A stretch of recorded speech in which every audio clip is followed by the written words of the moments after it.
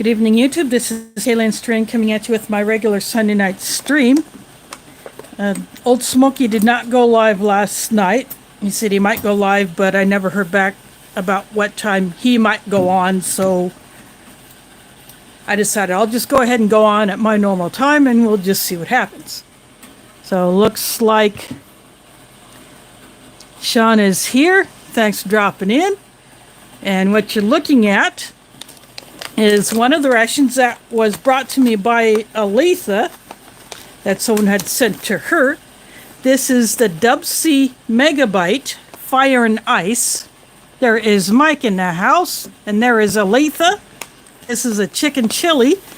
There is no menu number on here, but the back does say what the contents are. And I have looked at the back already, but I'm not going to spoil it. There is Pete in the house. Thanks for dropping in. So I'm going to reuse this bag because this is a thick Mylar bag. It is it's a gusseted bottom.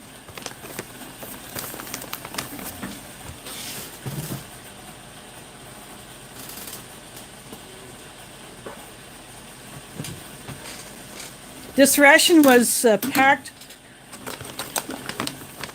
by allmres.com. Does not have their website address on here, but I'm pretty sure this is where... Hey, there is a guy who is to blame for this.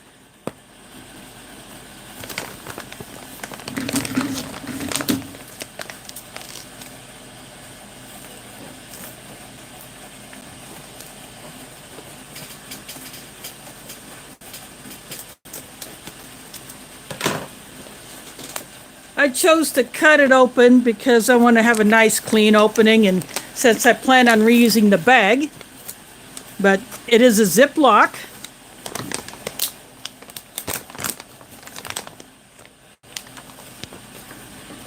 Let's see what got stuffed into this thing. There is a flameless ration heater.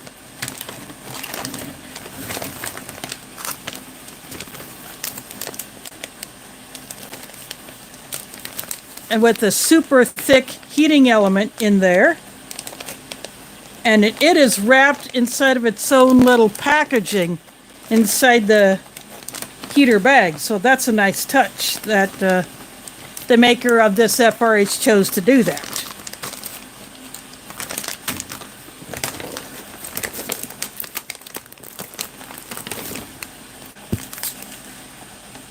Cheese spread with jalapenos. There is Quint in the house. Thanks for dropping in. So, I was hoping there would be a cheese spread with jalapenos.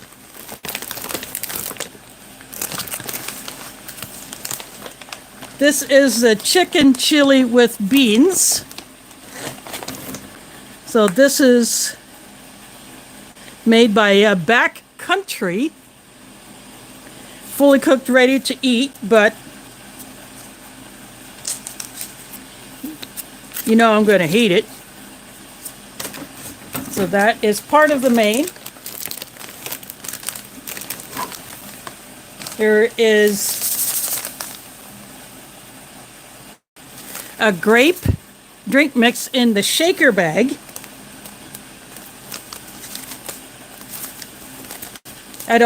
This is a carbohydrate electrolyte one, so this one might actually be blue. There is Angry Blacksmith and spicy tuna rolls. Thanks for dropping in.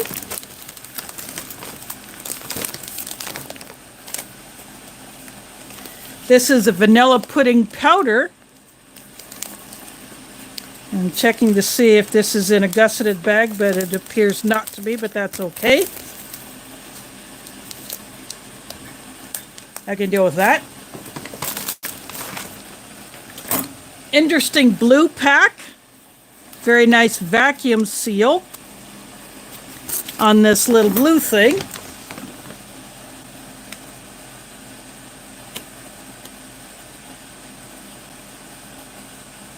This is instant rice. It's parboiled rice. And this is a gusseted bag. So when I go to do the rice, I will put it inside here.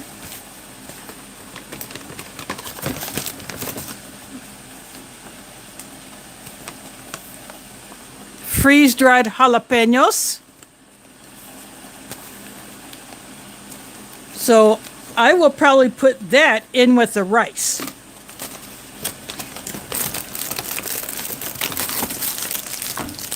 Here is the accessory pack.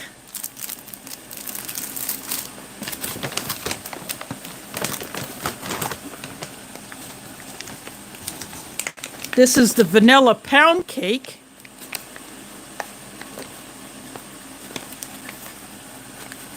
And I have an idea of what I might do with this pudding, this vanilla pudding.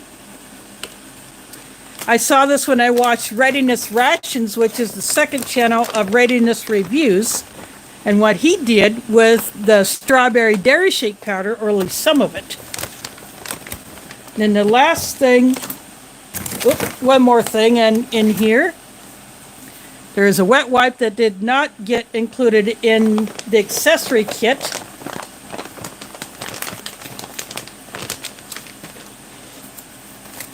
So this is Chipotle Tortillas, but they're at an angle in a bag that is a little thicker. See, the standard tortilla bag is about as wide as this drink pouch. So that's a little different packaging. I've never seen this for the tortillas.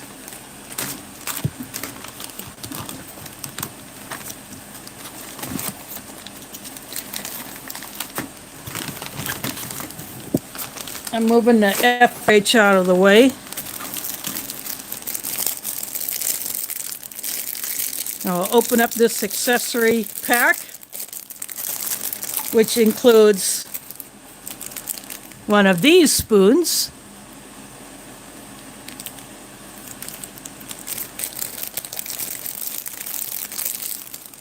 There's a small packet of the Smarties candies.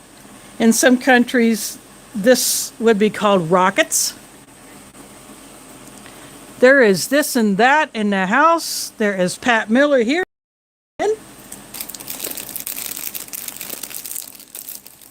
There is a toothpick. This is an MRE Star accessory pack. See, that's the MRE Star logo on the toothpick wrapper.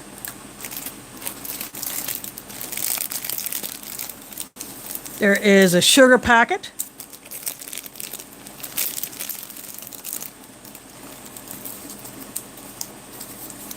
There is another wet wipe, so there's two of them. There is an Enjoy creamer. Enjoy is the brand that you can buy at Costco or Sam's Club, and it is also used by commercial kitchens or companies in their cafeterias or break rooms. So I'm very familiar with that, having either worked in those places or have visited them.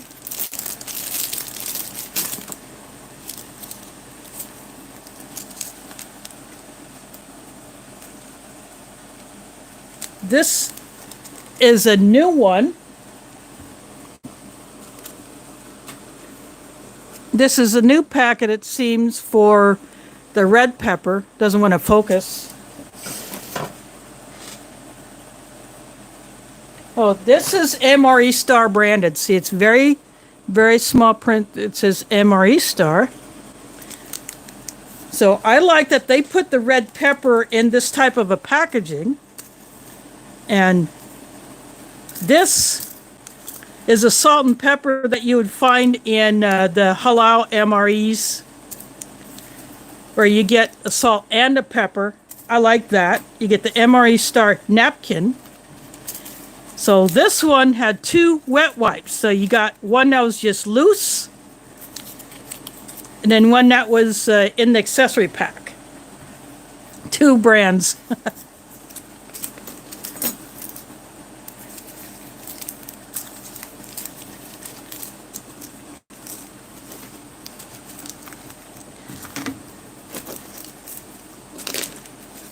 So what I'm going to do, I wasn't sure if the chicken chili would be a wet pack or a dry pack. I couldn't remember what these were, so I put a kettle of water or a pot of water to put a retort in. So instead of using the FRH, I'm going to boil this, and I'm going to warm the tortillas. And then how I warm the cheese spread is I just lay it on the stove near the burner. And the residual heat that the burner puts off around it is enough to warm the cheese spread. So that's how I will do that. So I will lay these over here.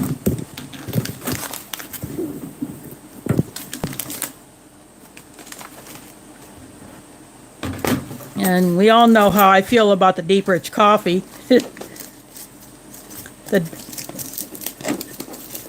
It's neither deep nor rich when you just do one. But we'll look at it anyway. We'll see what it looks like. I had one of these go bad where it was not usable because moisture had gotten to it. It had gotten that dry mold.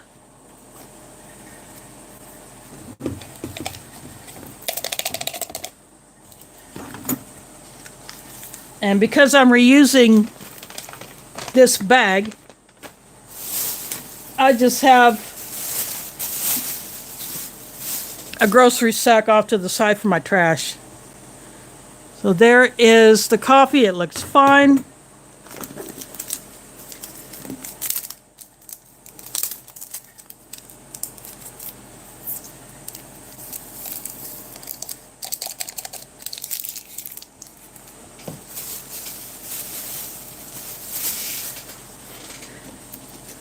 And this creamer seems to be tightly packed in there.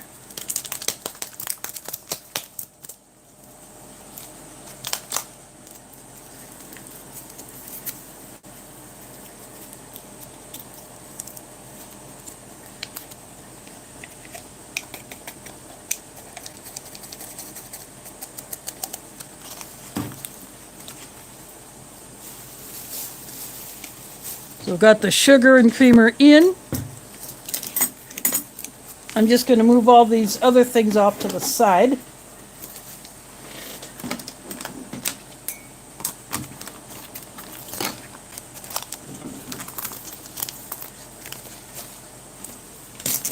The pudding will get the cold water, obviously.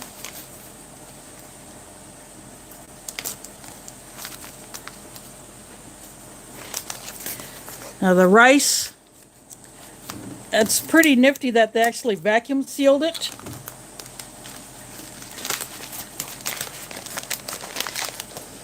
And they put an oxygen absorber in there, which I'm going to take out. One of these little guys.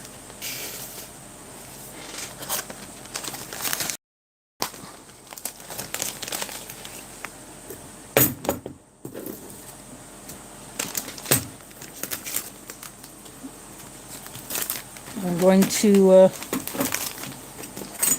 get the jalapenos.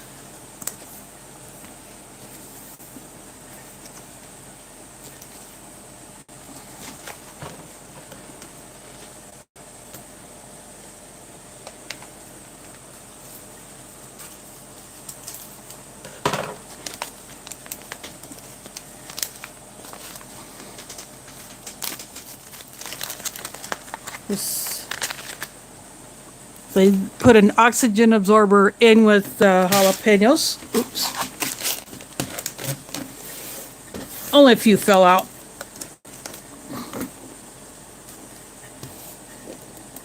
So this is like minute rice or the store brand pre-cooked rice that just takes only a few minutes to reconstitute.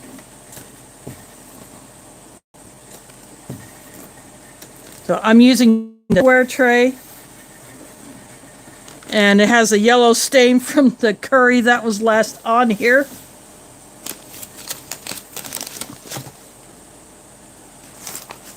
Get the oxygen absorber.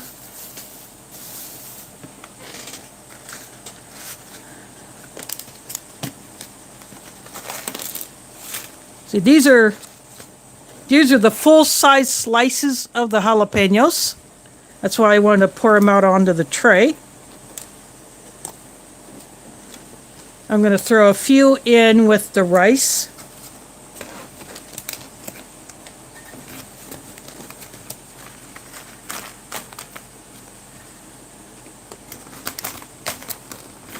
I think that's enough.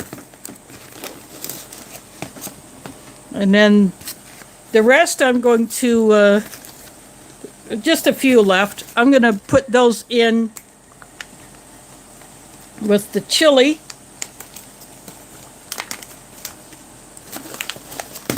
So what I'm going to do to take the chili, the cheese, and the tortillas into the kitchen, and then I will bring back the hot water and put them in the rice and the coffee cup for the coffee, and I'll be right back.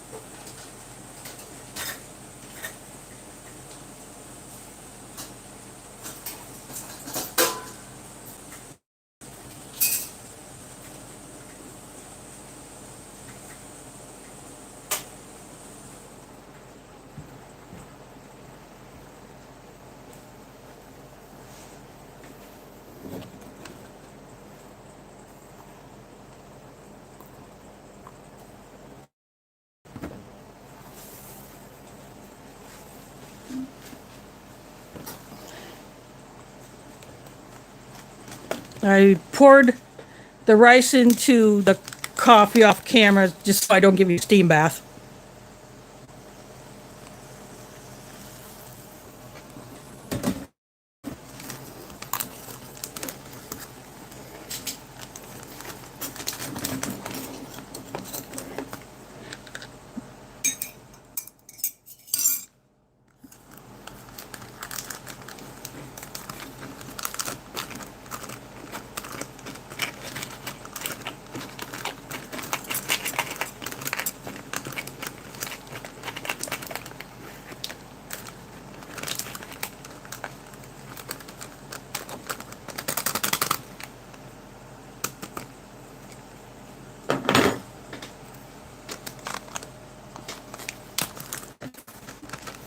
There's not a whole lot of rice in there, so I didn't put a huge amount of water. There is Ford in the house. Thanks for dropping in.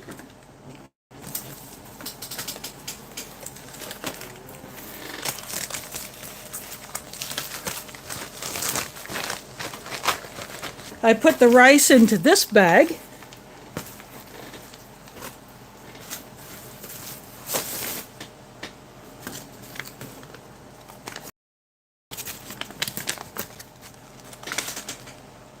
Because there's only just a few pieces of the jalapeno in there. I thought about rehydrating those, but you know what? I am going to just leave them dry and let them rehydrate in the chili, because I will mix these with the chili. So I'll just zip them up.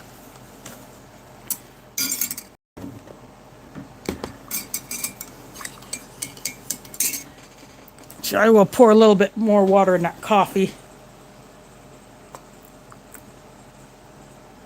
See, this deep rich, if you only do one packet, you don't use a whole lot of water. So I'm going to take my kettle back into the kitchen.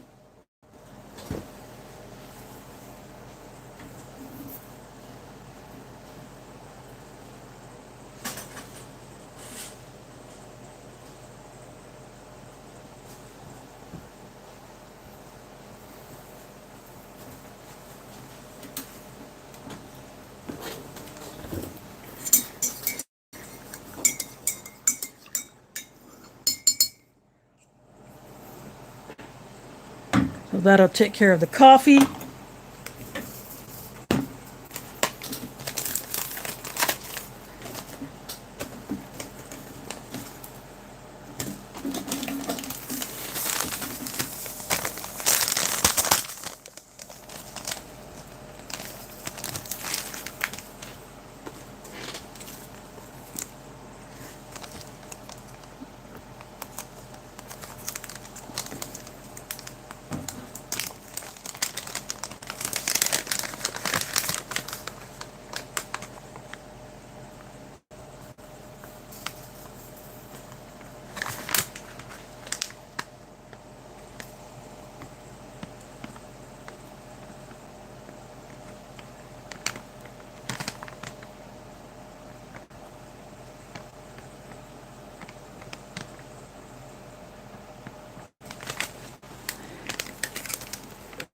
So you would normally, out in the field, you would, yep, I can already see inside there that it's going to be blue.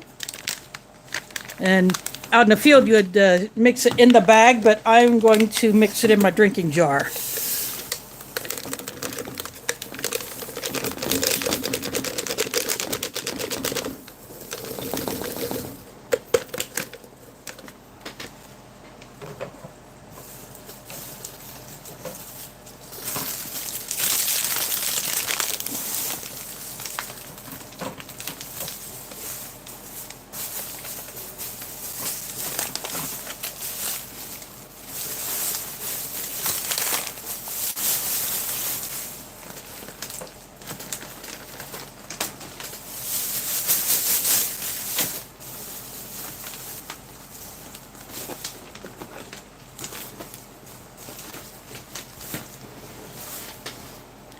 So there is that blue powder.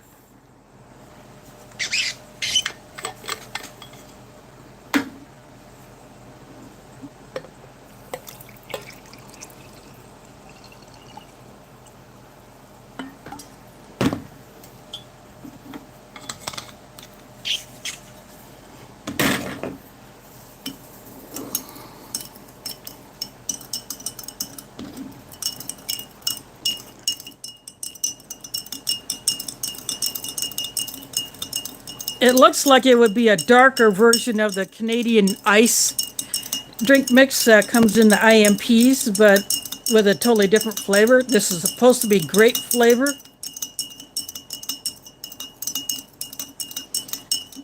If I were to see this drink and not know what it was, I would think it would be like a mixed berry type of a thing.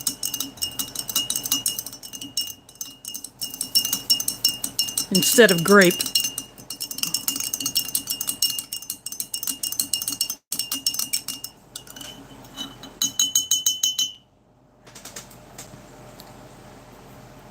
So that will take care of the drink mix.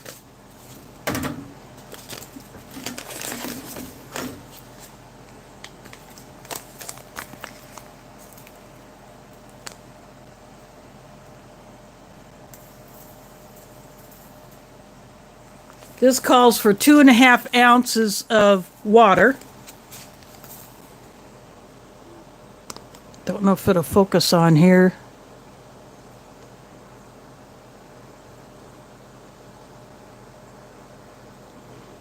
This whole thing doesn't like to focus a lot.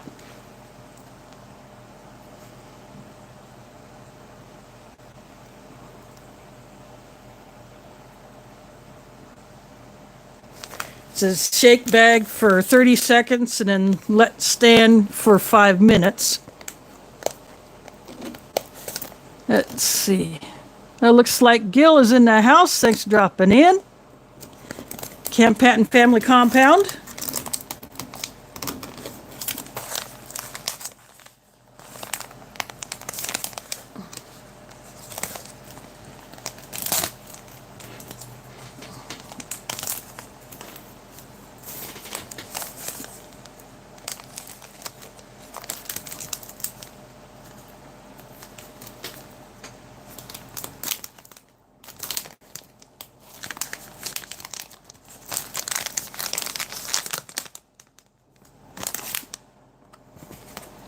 There is an oxygen absorber in there, so I'm going to get that out.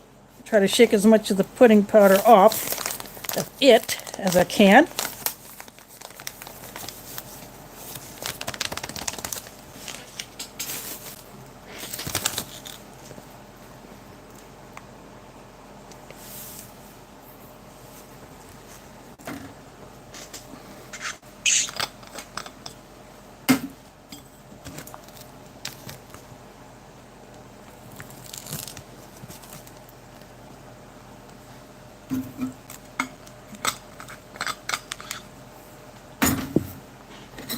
I'm going to go ahead and give this a mix before I start shaking.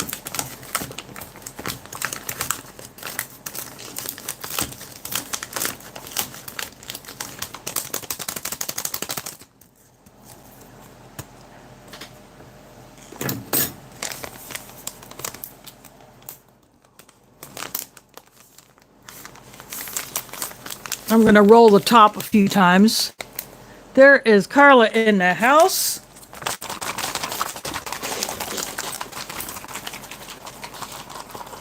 Thanks for dropping in. So for those that have come in late, this is the Dubsy Megabite Fire and Ice. There is no menu number on this particular one, but now that I've opened it up, it is chicken chili. It is in a retort, so that is in the kitchen. I'm shaking the vanilla pudding.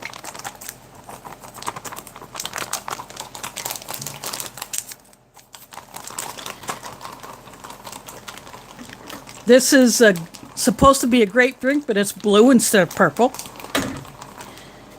And not deep, not rich coffee.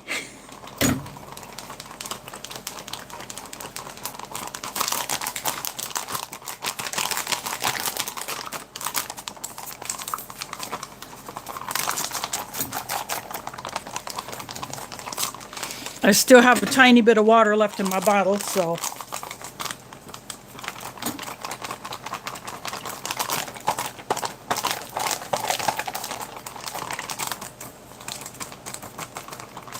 This is not a gusseted bag, but that's okay. It's still going to work.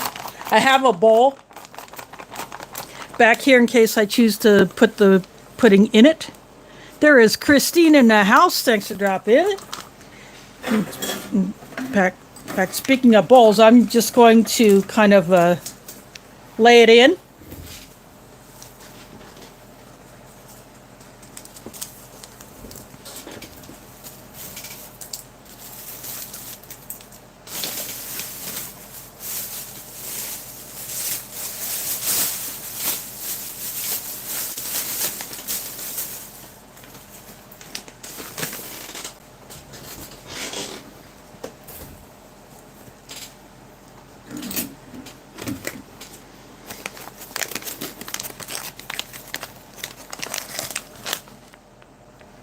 So there's vanilla pound cake.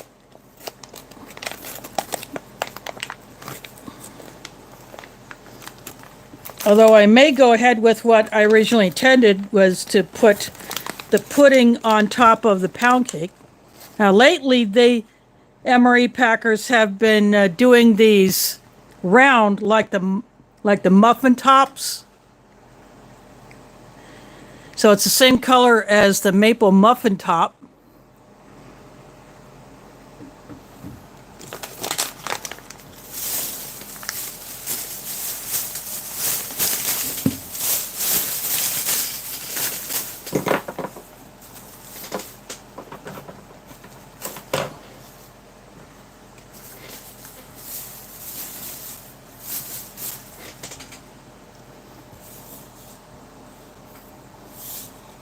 And this is the 1983 Tupperware tray that I bought when I was in high school. When my class, I was a junior at the time, when my class had a fundraiser Tupperware party in order to raise funds for the senior trip, which I took with my class in 1984 to St. Louis.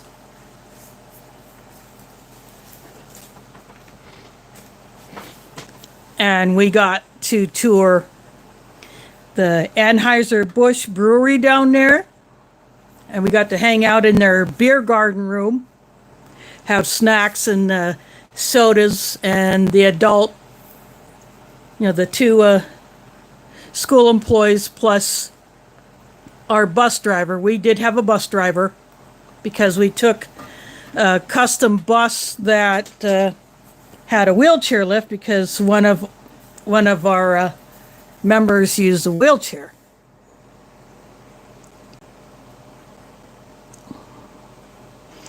Yeah, and we took in a baseball game at the old Busch Stadium, which was round. And if you were seated in the right spot, you could see the arch from there. And we were invited by a school group from the area, and they bought our tickets. So we didn't have to pay for the tickets. We paid for, on our own, we paid for, our drinks and snacks, whatever. We ate there at the ballpark, plus any of the souvenirs we got. And I did buy a few things to bring back.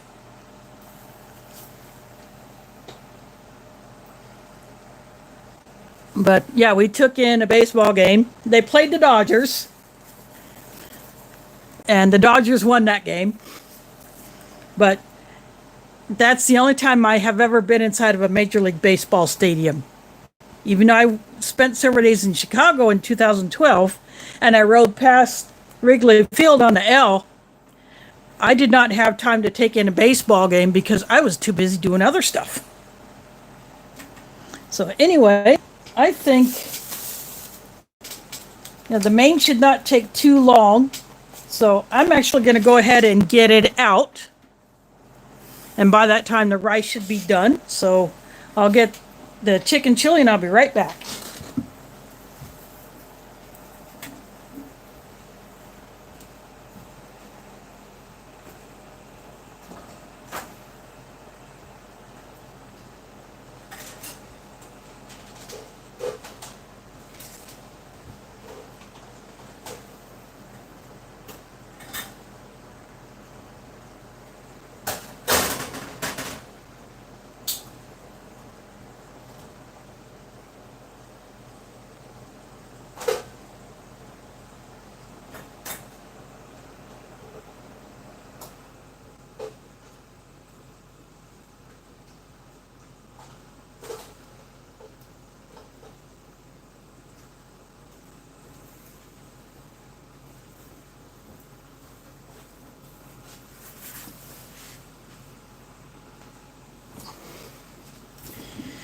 Okay, I am back with the chicken chili.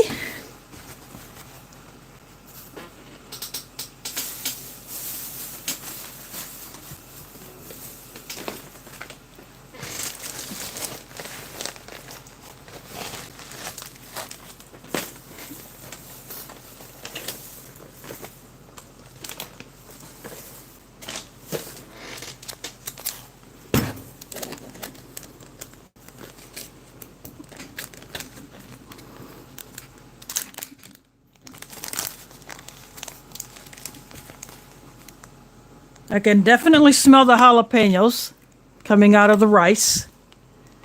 And they also rehydrated.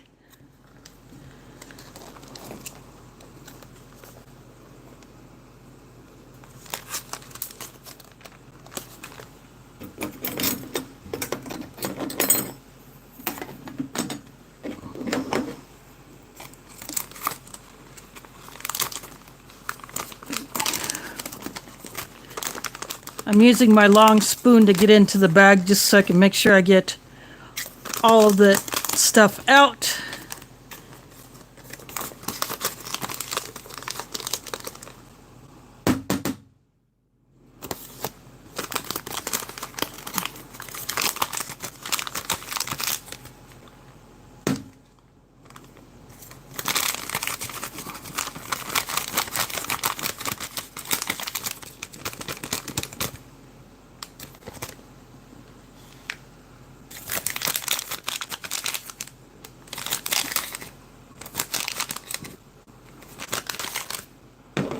And I'm going to call that good.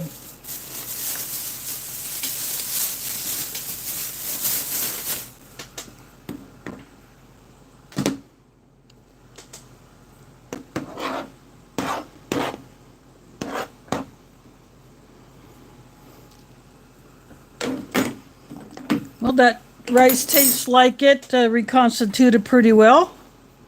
It absorbed all of the water.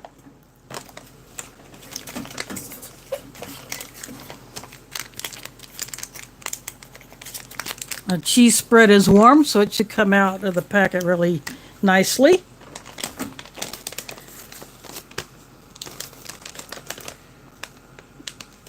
Gonna open up the tortillas. Yep, they're the same Chipotle tortillas as before, but they're just in this wider packaging.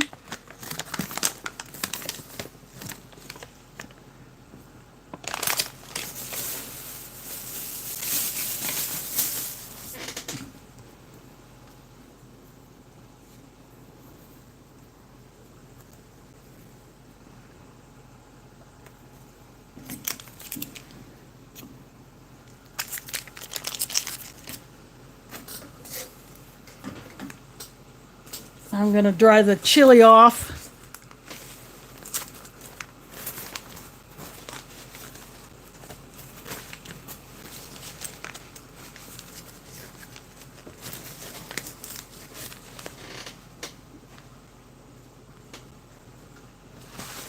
These are the same contents as would be in a mil-spec MRE or a commercial MRE. It's an 8-ounce portion.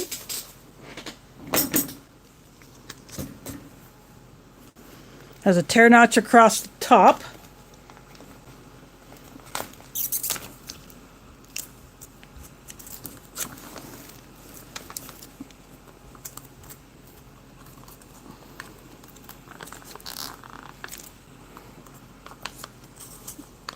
And this is a rather soupy chili, so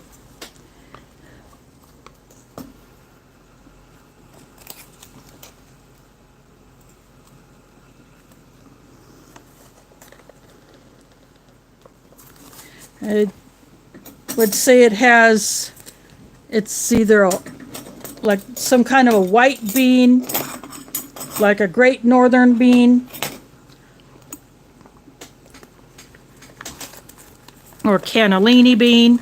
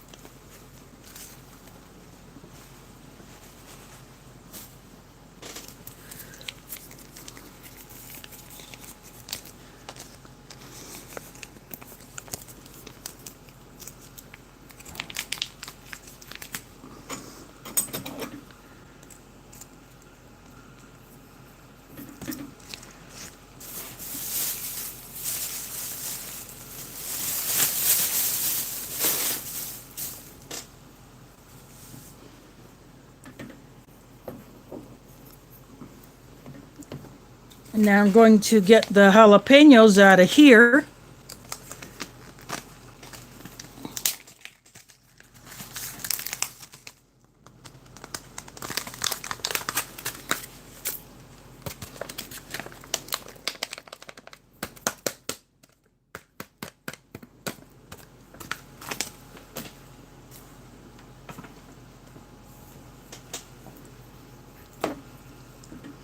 And I'm just going to mix these in with the chili so that they can reconstitute.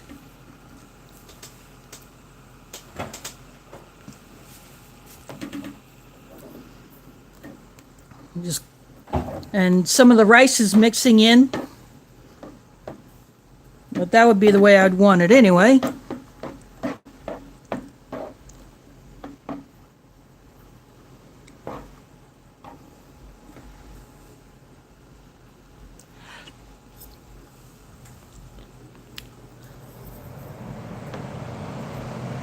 There is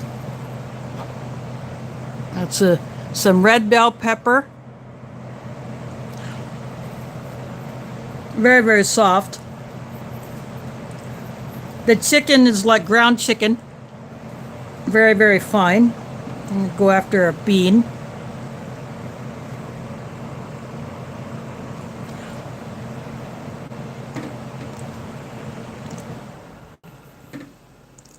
The beans are pretty soft. They're not mushy, but they are pretty soft.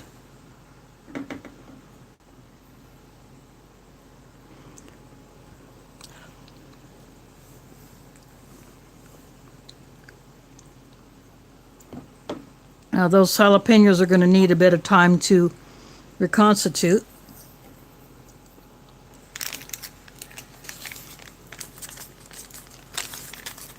I'm going to open up the cheese spread.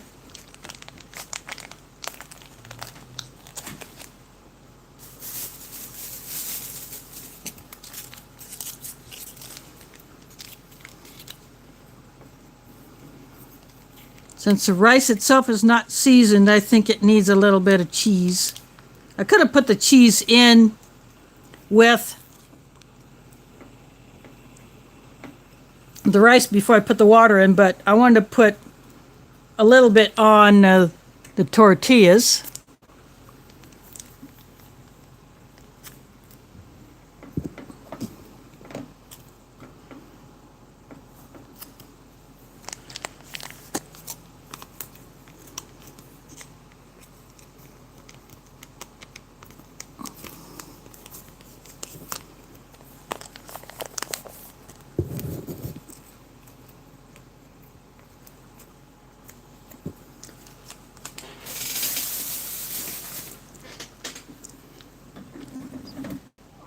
So I got cheese on both the tortillas.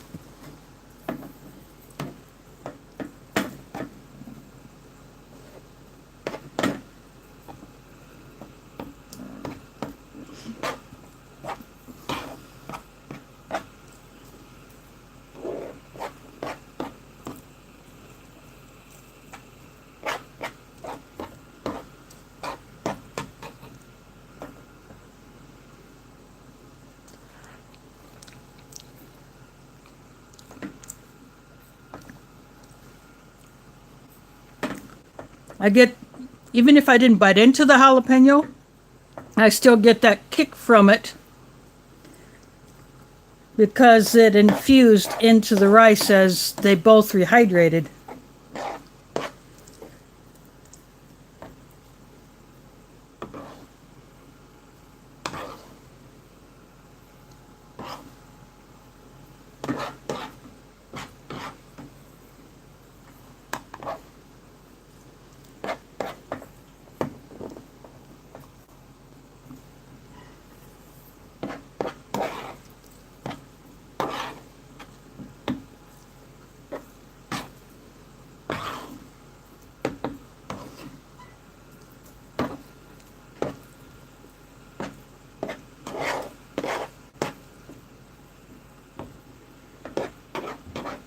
Now this rice will absorb a lot of the sauce from the chili.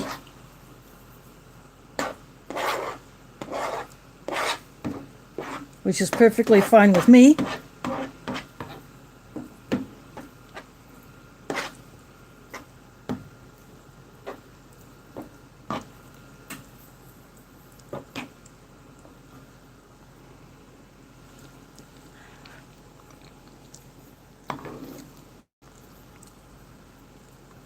Oh yeah, that's the way to eat this.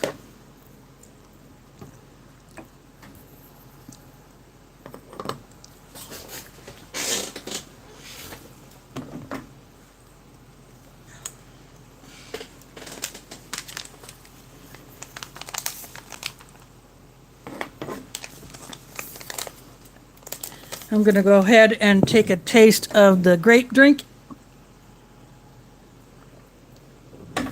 Yep, all mixed up.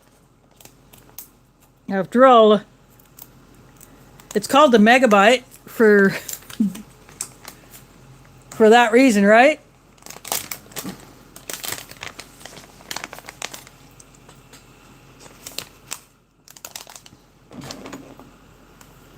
I'm going to slide my tray over here so I can get the pudding out of the bag. I will go ahead and pour it into the bowl.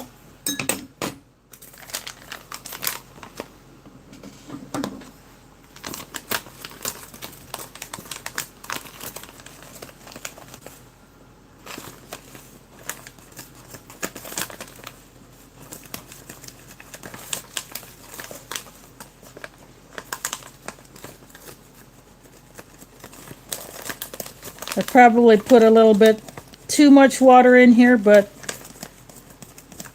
then again, sometimes these puddings are a little thin. But I don't care.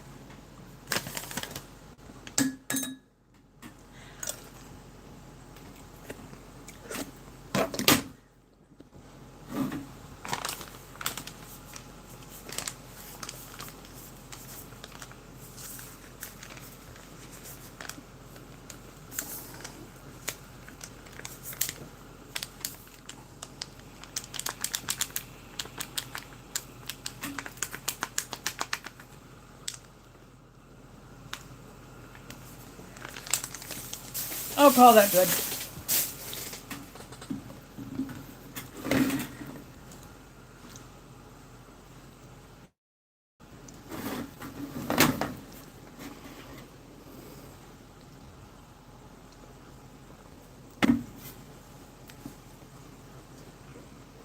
Yeah, even with just, that's after taking one sip, even with just that little bit of water in there, that coffee could use a little help.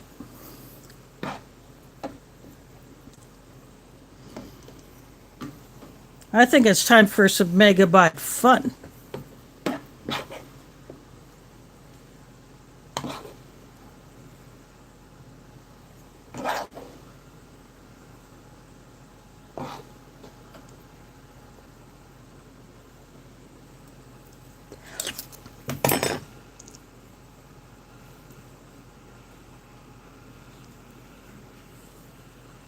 Oh, this is not going to work. The tortillas are going to break. But that's okay.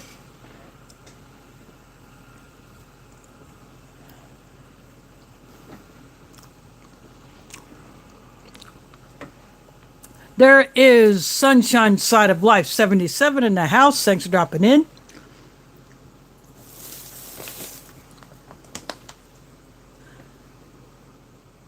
That is what I'm stuffing my face with.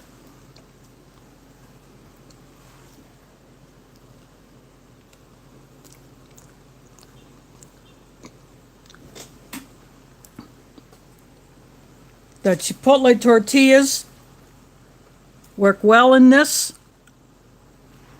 The jalapeno cheese.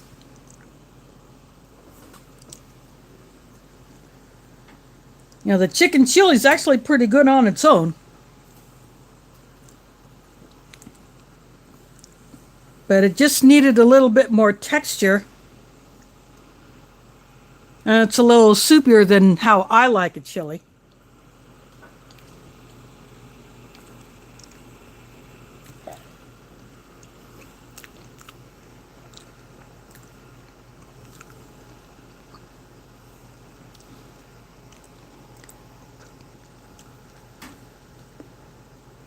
But this is still pretty good.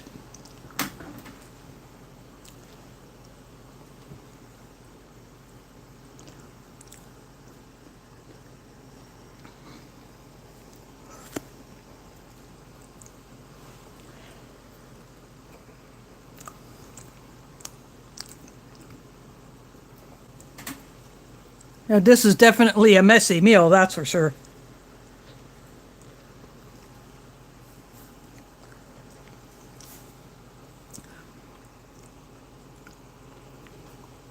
But I don't mind.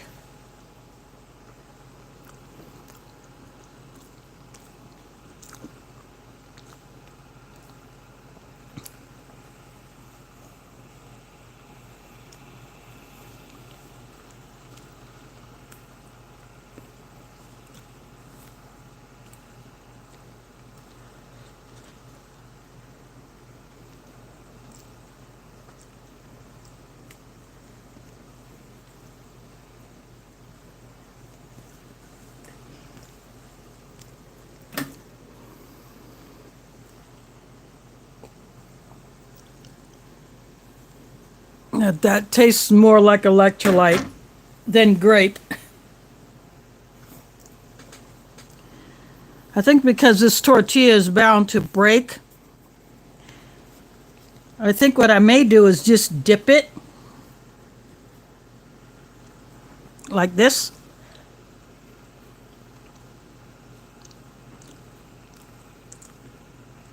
And eat it that way instead of trying to put this in the tortilla.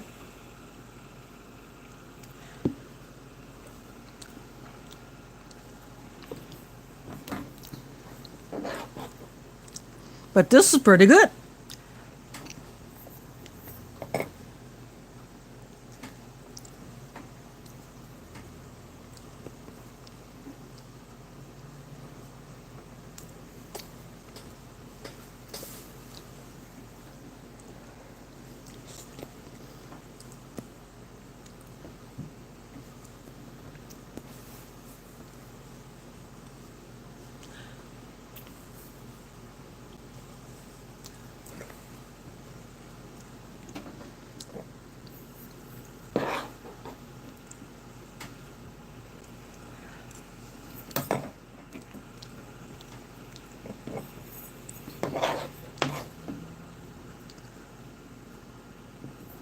I could also just do it like this.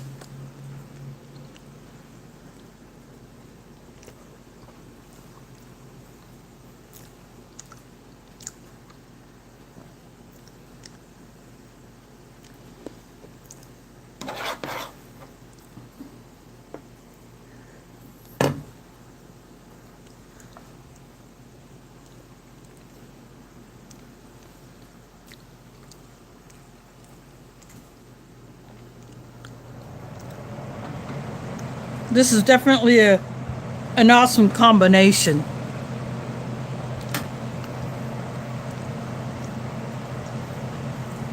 I mean, at first glance, this looks more like a chicken stew, because usually when you think of a chili, you think of the dark brick red sauce that most chilies are made with.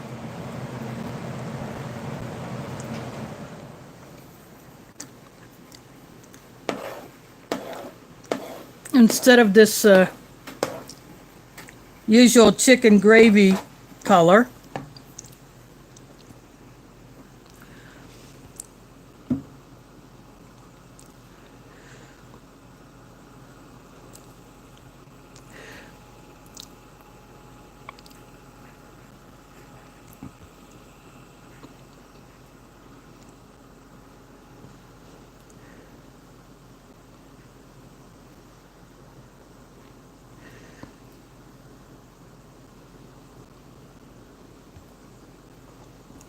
Well, Pete, I don't think I've had the grape Powerade. I've had other flavors of Powerade in the past. I have not really gone, I was scrolling back through the chat. I've not really gone for any of those drinks lately. I mean, during the summer, I might, depending on what I'm doing, if I feel the need for something like that.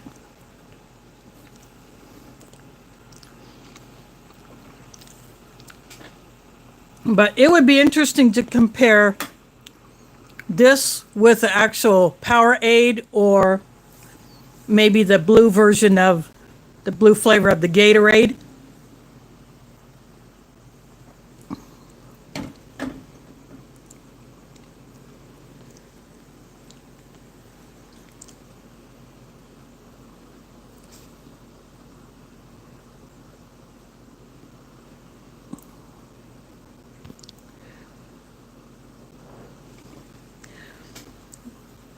So that might be an interesting comparison to do.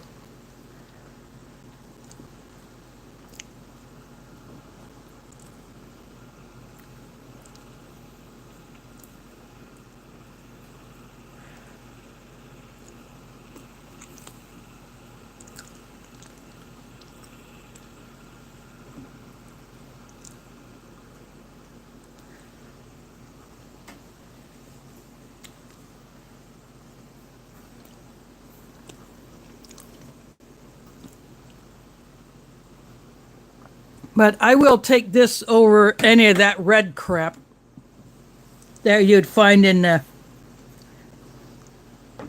most U.S. rations.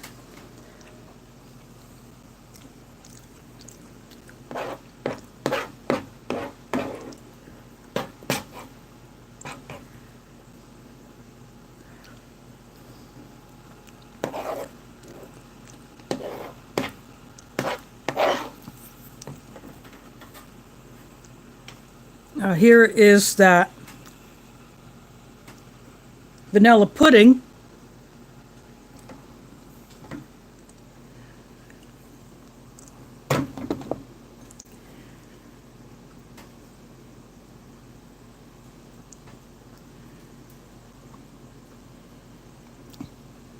So I'm just going to set that right there. This is the inside of the pound cake.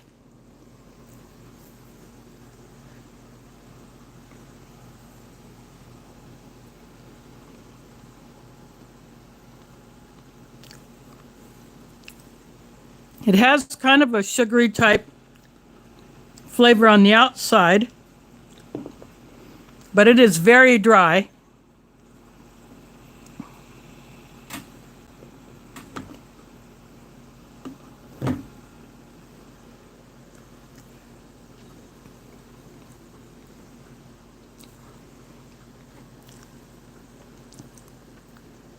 So dip this in this.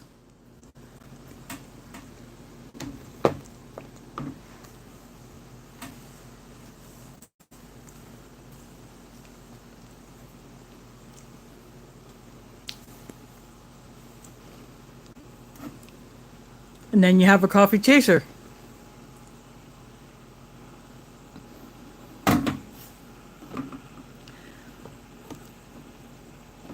Well, that would be the way I would. I will finish.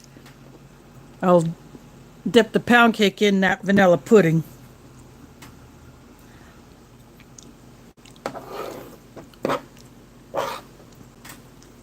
So there is your dessert Megabite, even if it's only 2 things.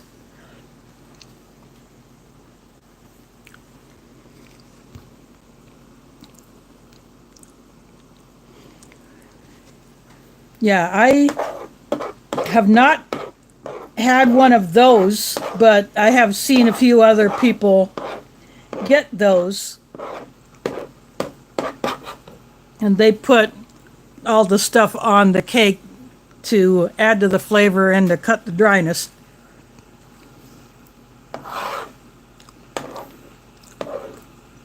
Yeah, traversing food. He's done it.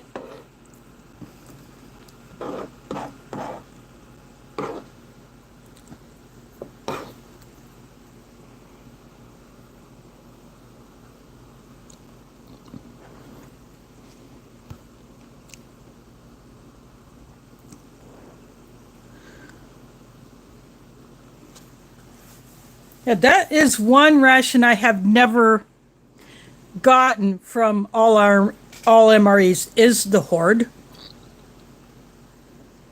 But from what I've seen of it, it looks like it's a pretty awesome setup.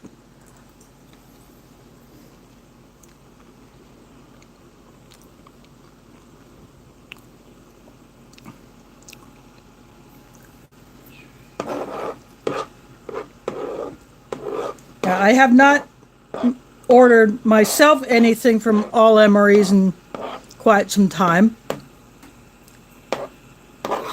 But I think Dub C would know. Are they going to be doing any more of your megabytes?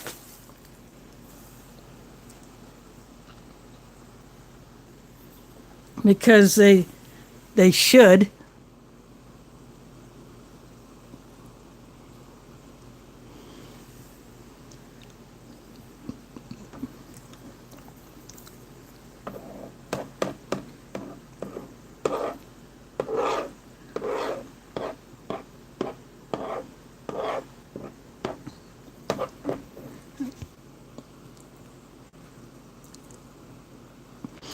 Yeah, no doubt. I can I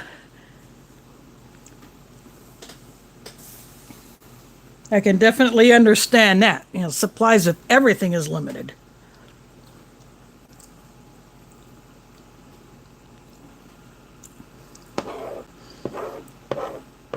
I bet all of the ration packers are even having their issues getting stuff in to make the food and then pack it into the pouches.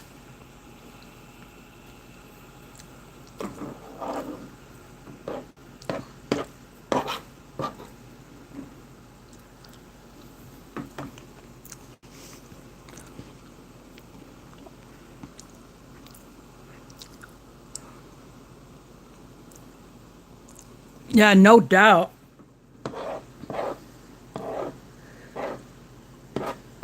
Yeah, I bought the Keystone chicken and beef when I was at Walmart last week. And I'm glad they're still the same size cans. But given the price of meat is going up, I decided that I better get one of each just so that I can have some meat because I like my meat.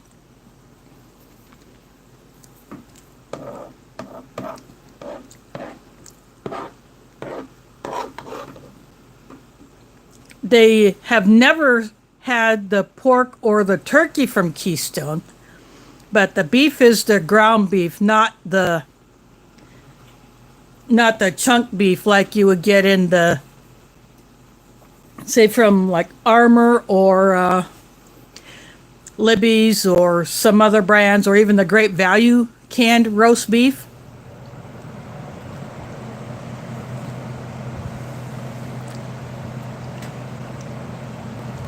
But the Walmart here that I went to, the one in a suburb called Windsor Heights, they had a few cans of the chicken, the Keystone chicken, and a few cans of the Keystone ground beef, so I got one of each.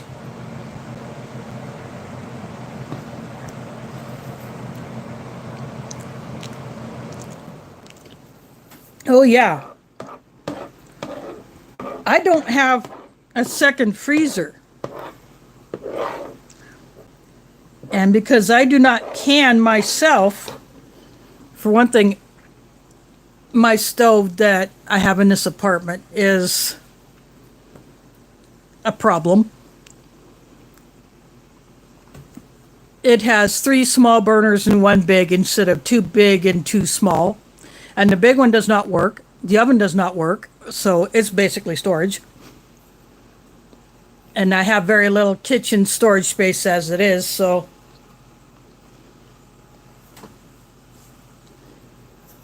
I go for the canned meats to supplement what I do have in my freezer.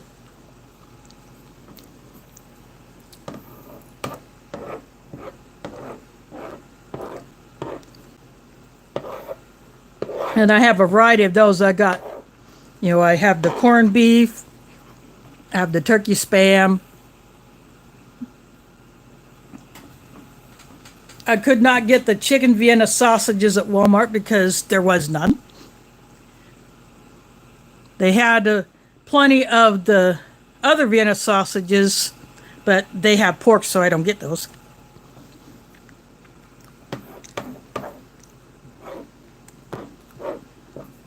But there were quite a few holes in the food sections of the store, and the paper towel section was kind of thin. The toilet paper section looked like it had been pretty picked over, but I grabbed 1 pack.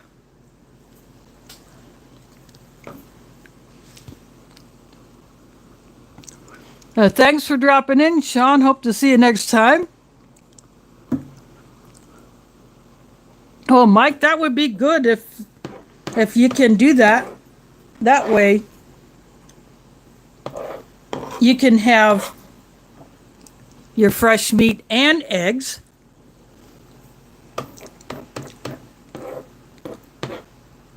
I mean, your meat birds will lay eggs too.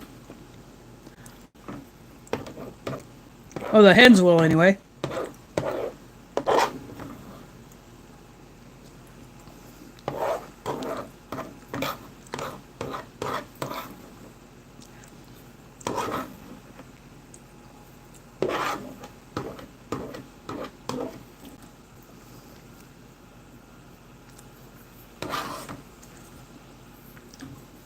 But that would definitely help you out if you can do that.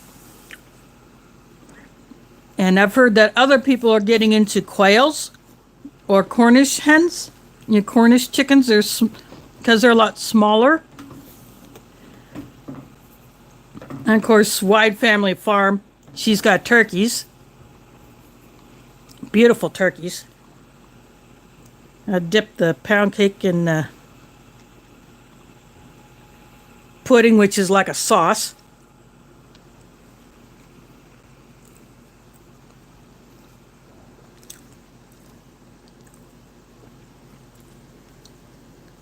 It's actually pretty good this way.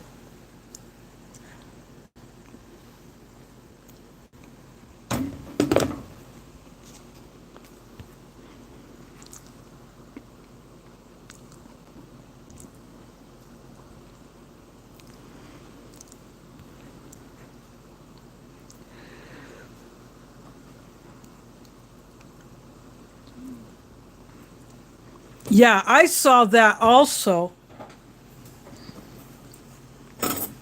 The brand of cat food that I'm currently feeding my cats, the Purina Naturals,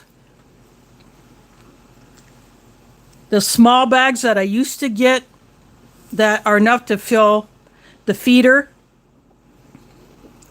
When I just had Mila, one of those would last me a month. Now that I have Pumpkin, I need a lot more than that, so I got on Subscribe and Save on Amazon the 13-pound bags. So I have 2 now, and I have that set to come every 3 months.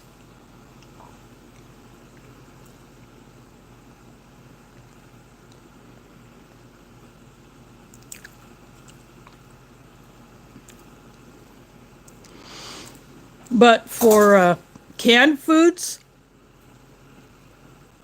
I saw very little.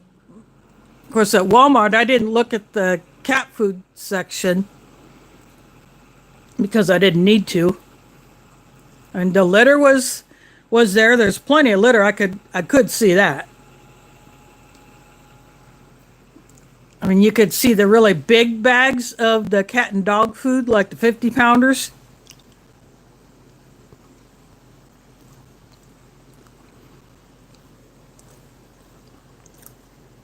But for the small ones, or the cans, yeah, that's a problem.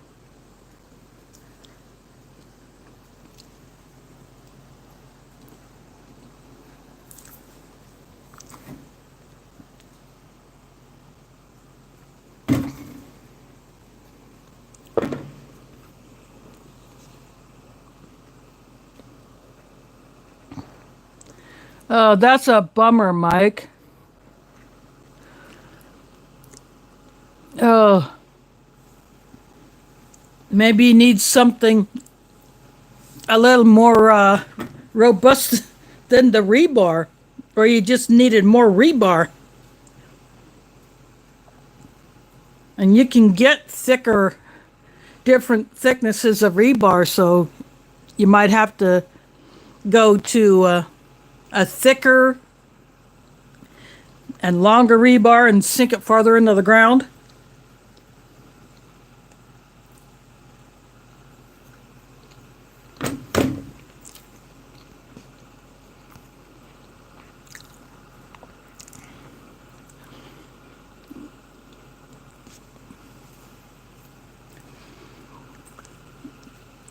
Oh, Wyoming, I didn't see you sneak in. You must have snuck in through the cat door.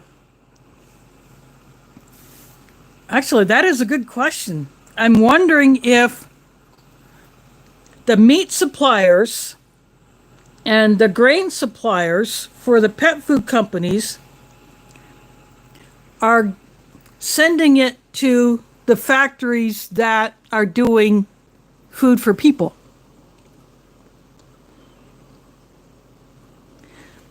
Well, let's see. I'm going to scroll back. Yeah, you be safe, Rachel. I hope you have your backup plans on hot standby. Because from what I've seen on some other channels I've been watching today,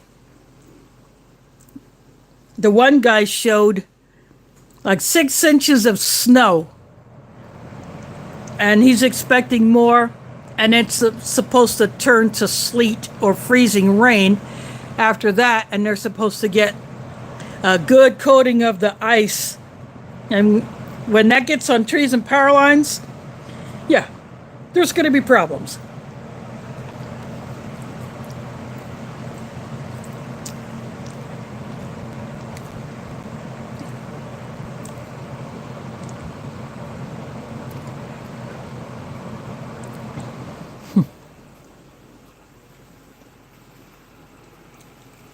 Well, I hope that you don't lose your power.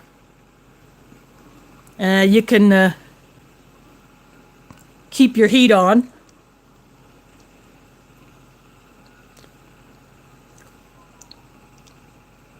Now we got between 10 and 14 inches here in the Des Moines area. One of my sisters posted on her Facebook that she had almost 14 inches.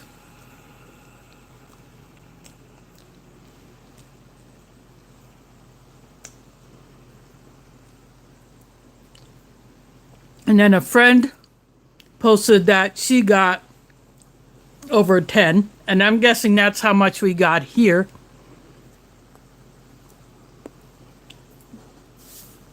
I really didn't try to measure. I just kind of guessed by looking at car tops that are covered.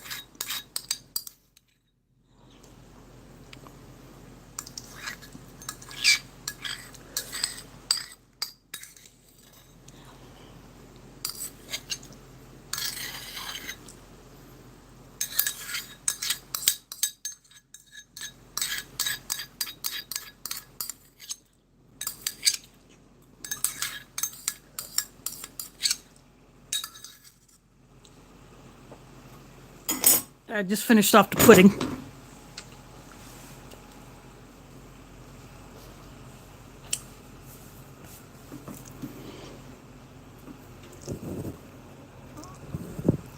But that is what people are dealing with here.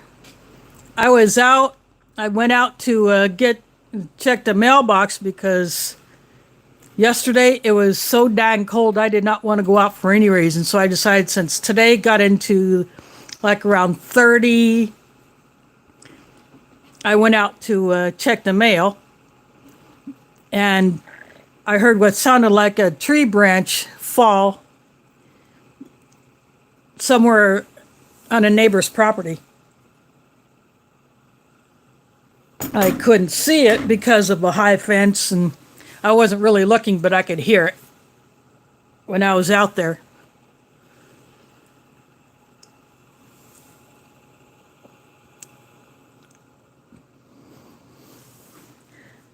Well, there's enough snow out here that you can make a snowman, and I bet kids will be going to the park to do just that.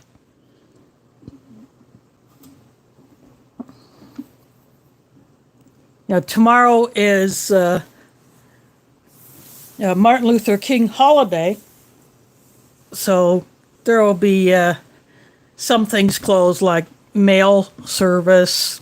I mean, trucks will run in between post offices and sorting facilities, but no home deliveries.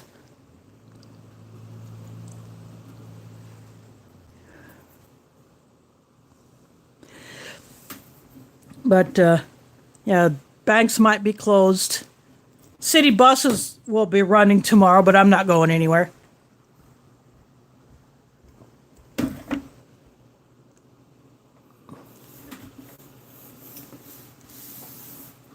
But I'm glad that people are posting up warnings about this storm. So that those who are not really paying attention or who do not follow local news can get a heads up. That's why I did it Friday. And other YouTubers have posted warnings about it and to be ready.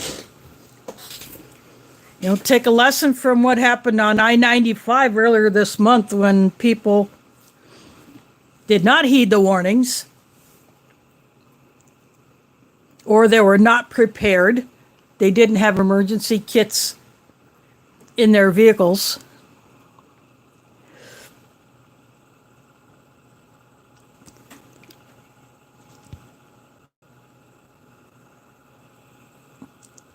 Yeah, Wyoming, that was pretty good for you to miss it. I don't know what Gil has going on right now. I mean, he has had snow on his property.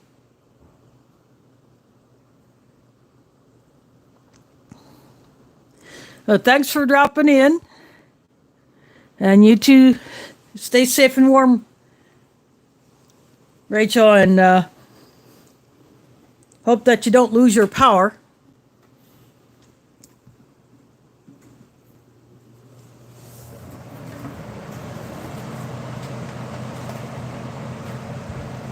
But after the 2020 derecho, I decided that I need to up my backup power game, and so that's why I got this little mini power station. It's not big like the big Jackeries or the Blue Eddies,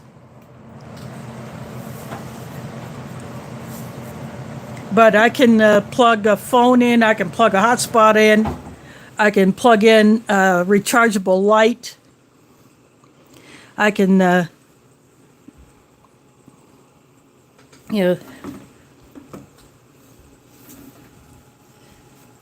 plug in my Kindle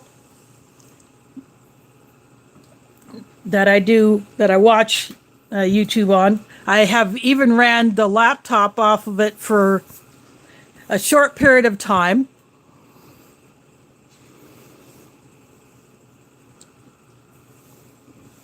You know, the one that was brought to me, Aletha brought to me, that came from Pete. But yeah, I have ran the laptop off of it. So, but Jackery makes a small one. I was watching another channel and they were showing different sized Jackeries and what they can and cannot run. The smallest one is about the size of this. Actually, I'll just, well, because this is black, it'll show up against the, so it's about this size, and it's about the same capacity.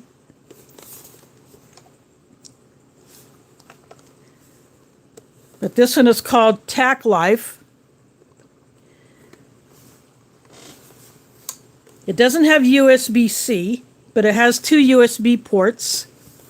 It's got the 12 volt, not the big one like you can, like you have if you have that cigarette lighter thing in your vehicle, and it takes that type of, you know, that the big plug that goes into a big hole.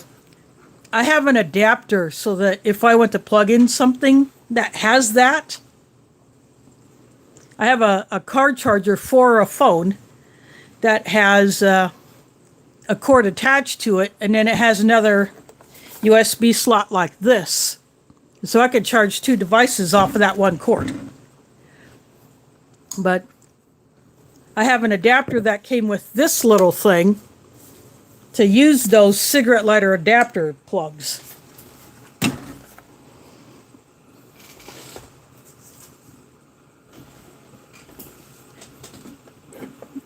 And although I don't get direct sunlight, I had it outside on my deck with my Rockpal 60-watt solar panel.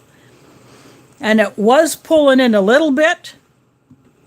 It would just take days to charge it up. But it does work. Of course, I did it in afternoon, and it was, and it was kind of overcast.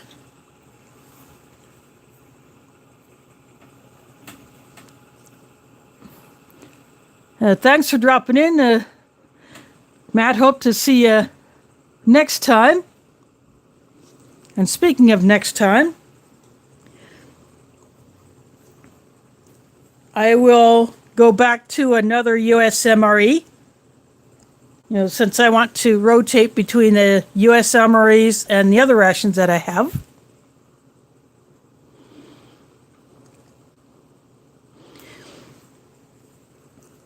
A good channel to watch is Iridium 242. I've been subscribed to his channel for a few years, and he has shown a wide variety of different size power stations and the folding solar panels. And he's gotten several of them either sent to him by companies or he bought them. But the ones that he does not, he has actually shared them with other people in his area to help them be better prepared. So he does not keep every single power station that he gets in. He reviews it, he tests it, and then he will pass some of them on to locals in his area to help them be better prepared. But he does a good variety of things like that, both the inexpensive ones and the higher end ones. I don't think he's done the TAC Life one that I have, but it has definitely done the job. I've taken it camping a couple of times, and I would charge my phones off of it. And I took rechargeable headlamps, but I did not need to charge them. And on one trip, I took one of my O-Lantern minis, but because I only use those at night, obviously, I didn't need to charge it at all. And until I didn't charge all that up until after I got back, I was just charging my phones off of it.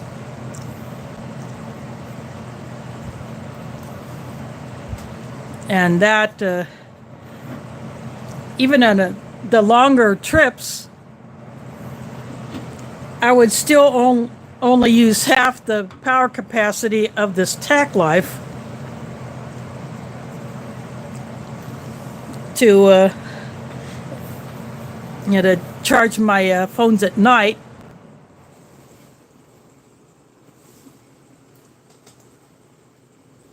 Or if I needed to charge something in the middle of the day,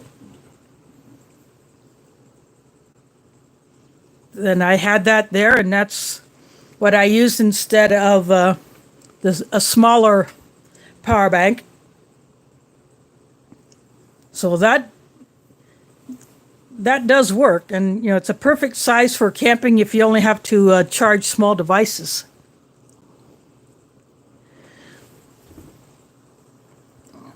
Let's see.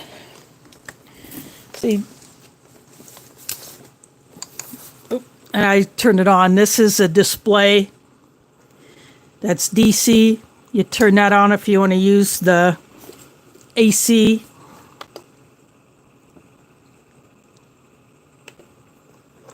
Some of these have lights on them. This one does not. But this thing was like $80 some.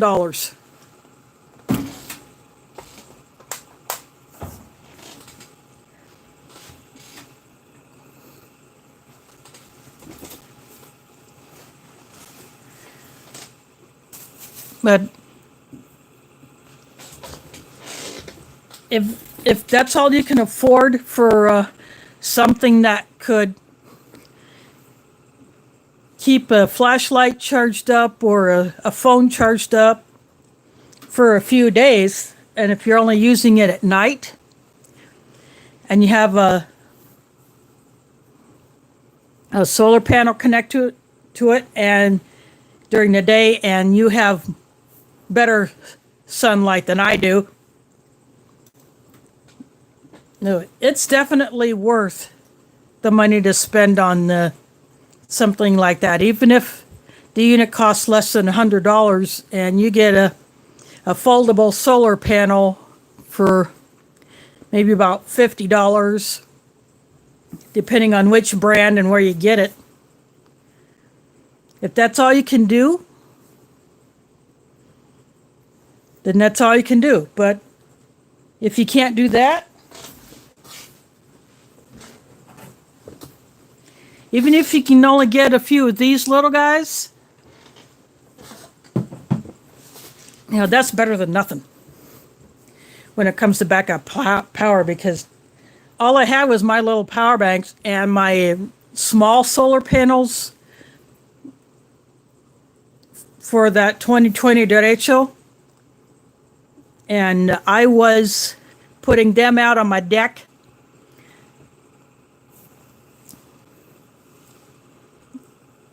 And it did work.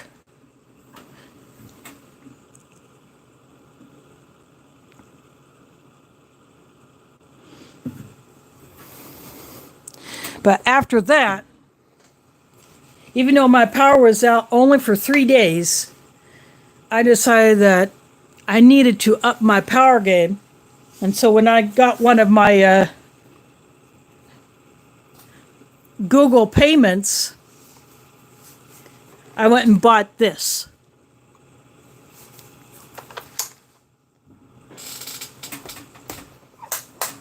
So I keep it handy under this table.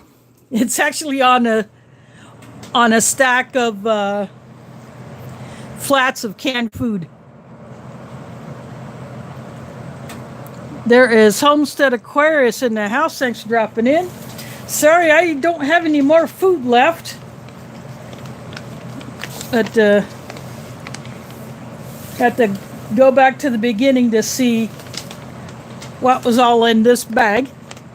And again, as I said earlier, this bag, it's a nice Mylar bag. It's thick.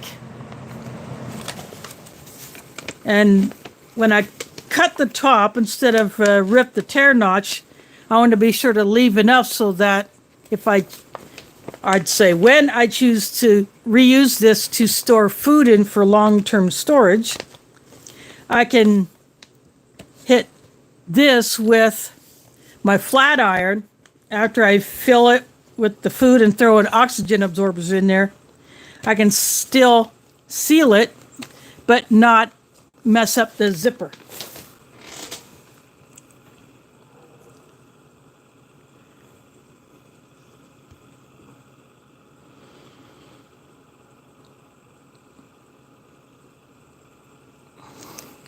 Yeah, it's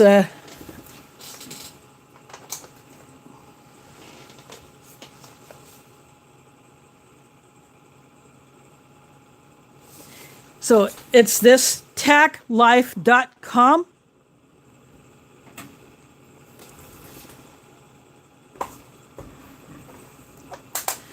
Most of the items on that site is geared towards like vehicle tools, and this thing came with a set of jumper cables for jumping a vehicle battery.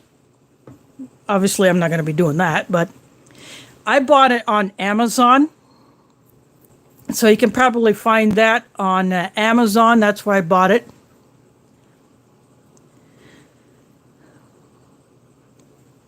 But yeah, you can check out taclife.com. I don't know if they have newer versions of this. I really haven't checked.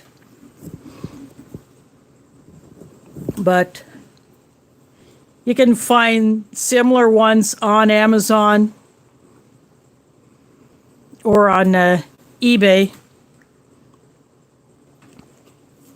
But it's a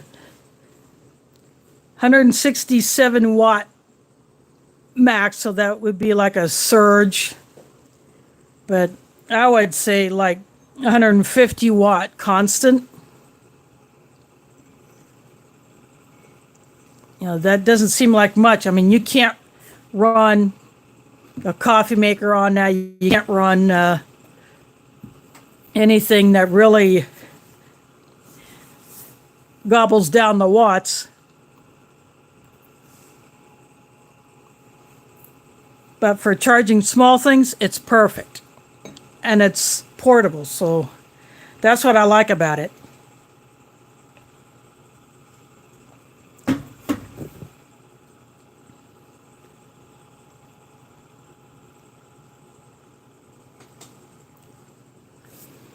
But there are several other brands, some more well known, some I'd never heard of Tack Life before, but when I saw it on Amazon, I decided that I was going to go for it and give it a shot.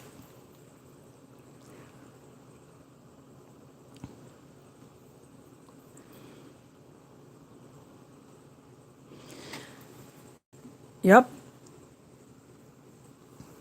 But having something, a small power station like the Tack Life or a Jackery or any of the other small ones, if all you do is use it to charge a phone at night or charge up a rechargeable light or a hotspot, then you can probably get away with using it alone for at least a week. There is Shadow Scout Sweet in the house. Thanks for dropping in.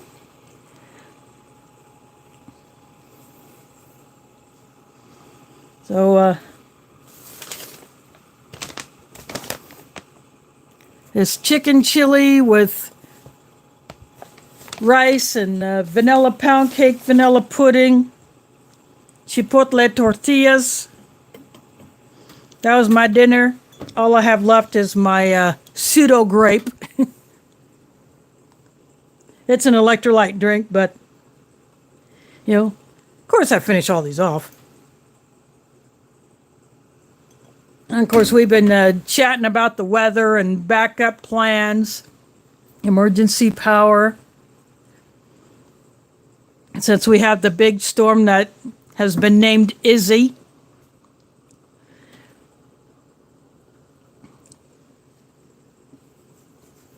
So right now that is wreaking havoc with the eastern and southern states.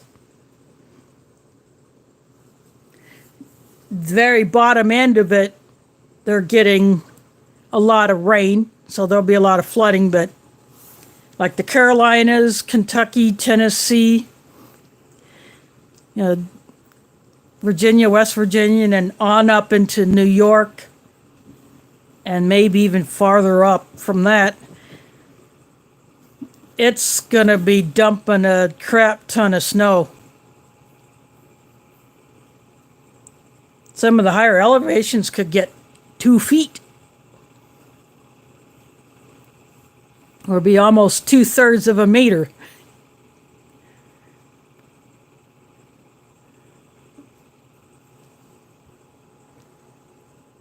So that's a lot to be scooping or shoving a snowblower through.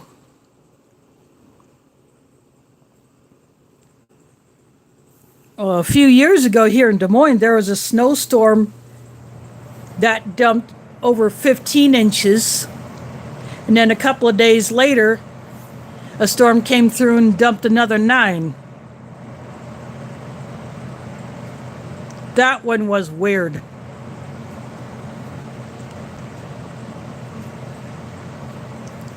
And quite a few people in the area lost their power for a while.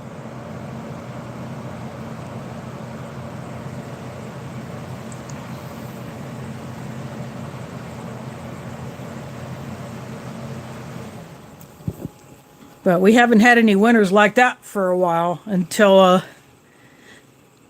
this storm that dumped between 10 inches and 14 here in central Iowa.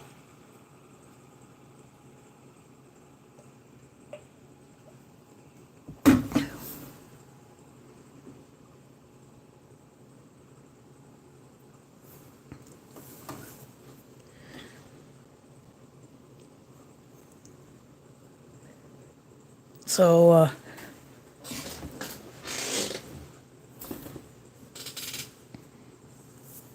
that's why I'm glad I got my shopping for the month done early so that I wouldn't have to be caught up in that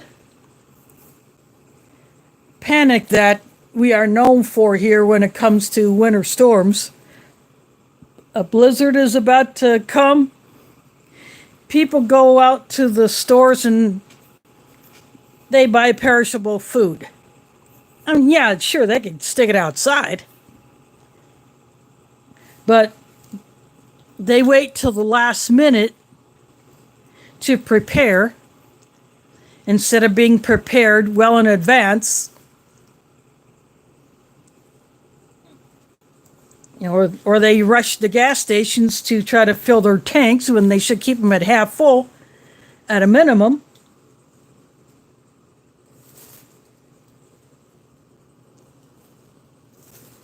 And more people hopefully will learn to keep emergency kits in their vehicles after what happened earlier this month on I-95 in Virginia near Washington, D.C.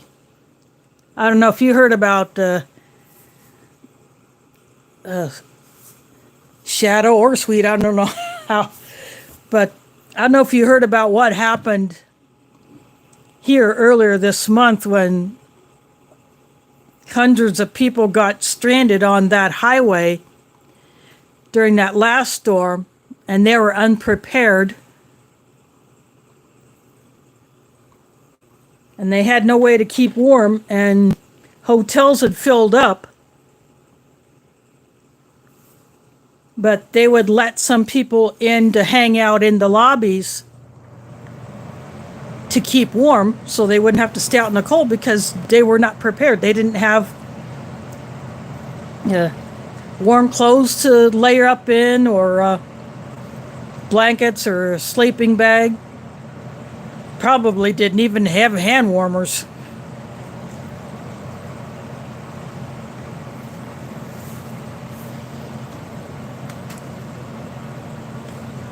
But I sure hope people took a lesson from that and decided to get better prepared.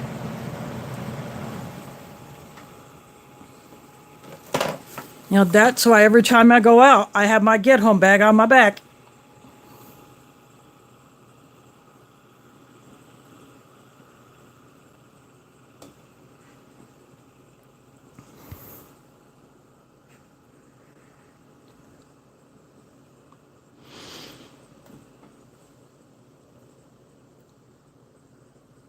Well, that's a bummer, Aquarius, that people just didn't heed the warning that, you know, if you don't need to travel when these kinds of things are coming, don't. Or if you're out, get home. You know, the sooner you can get home, or at least some place where you can be warm and you can stay for a while, that's the better thing to do.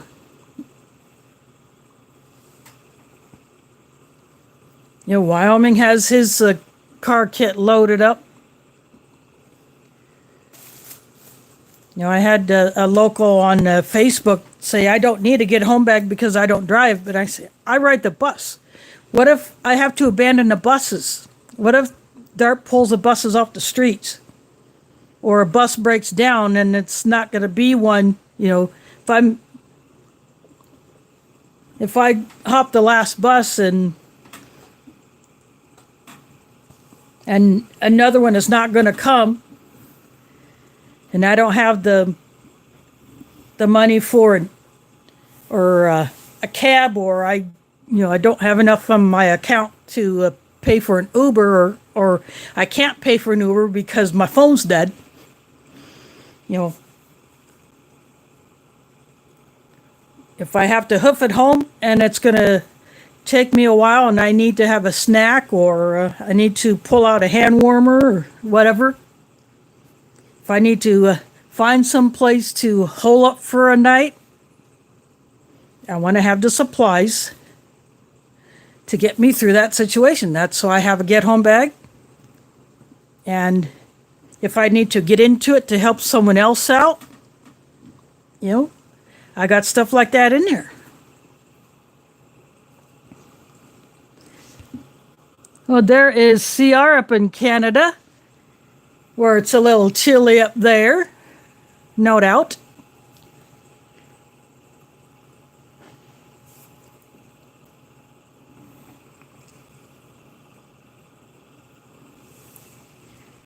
I hope the weather is pretty decent up in your piece of Canada.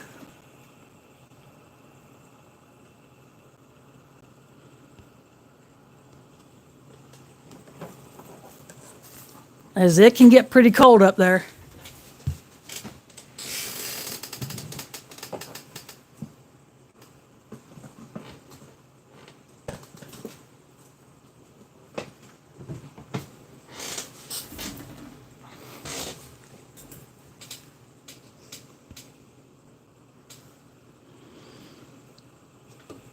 But you're late for the food because I done ate it all.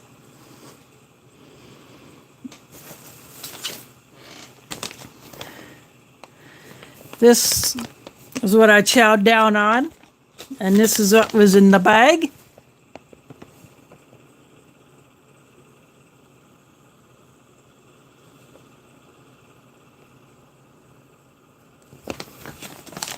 And I will reuse this bag.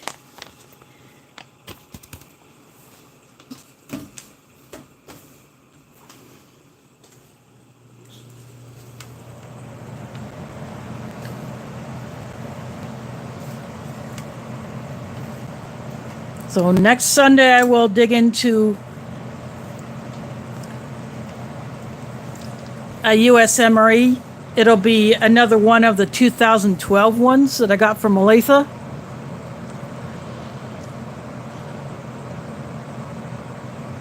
Yeah, I would like to go up to Canada too. I'd like to try to do some fishing up there.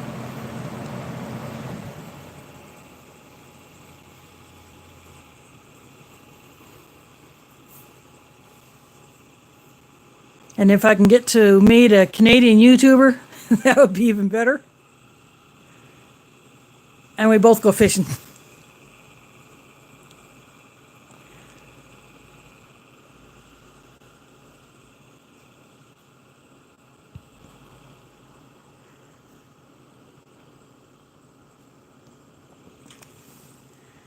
But travel outside the U.S. is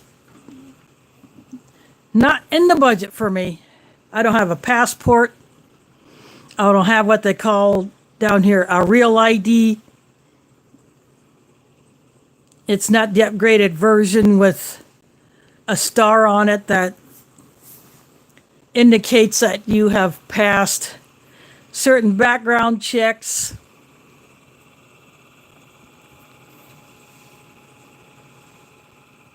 And frankly, I don't know if I would or not.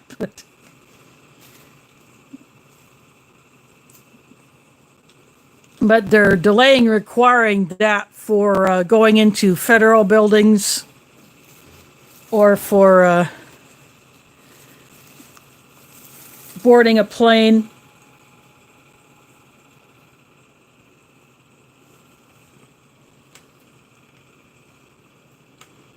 But airfares are so high right now that even if I had all that, I'd rather spend the money on preps.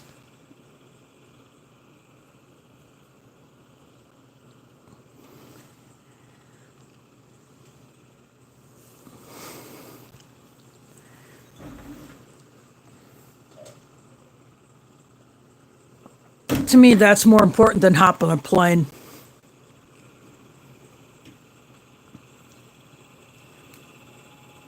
And of course, speaking of preps, last month I upgraded my mom's flashlight that she always keeps by her bed, and actually I think she puts it in her purse, so she keeps a flashlight in her purse. I think it's the same one that she keeps by her bed.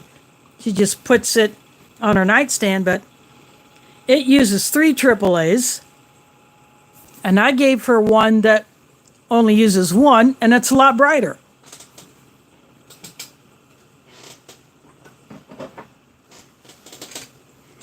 I gave her one that's like this, but of course I gave her a black one. But this is from Olight. It's the i3T, but it only uses 1 AAA battery, and it's brighter than that cheap crap thing that she has been using. And it has been acting up even after putting in new batteries. So I thought she needed an upgrade. And so she'll spend less on batteries. I also gave her a pack of batteries to go with it, so she has 4 spare batteries plus the one that was in the light.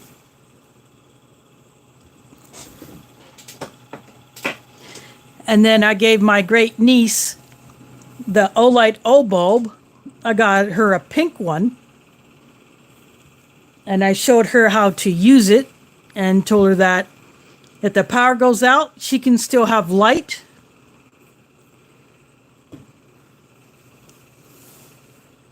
And she likes pink, so I thought that would be good for her.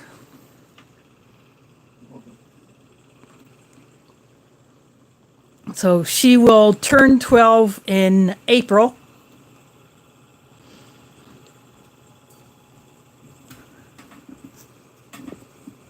So I thought that would be a fun thing for her. Plus, it'll be useful during a power outage. Or she just wants to have a night light in her room.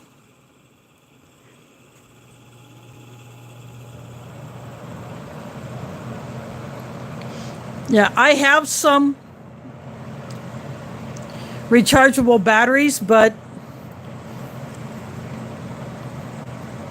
I choose to keep them as my backup to my other backup batteries. I mean, I have the 18650 batteries and a 21700 batteries. I have those.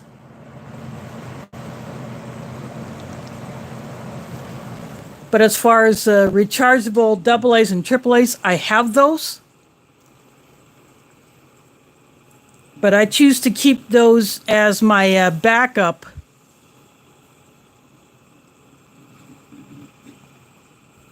But I will probably get some more to test out. I'm just choosing not to run those at the moment.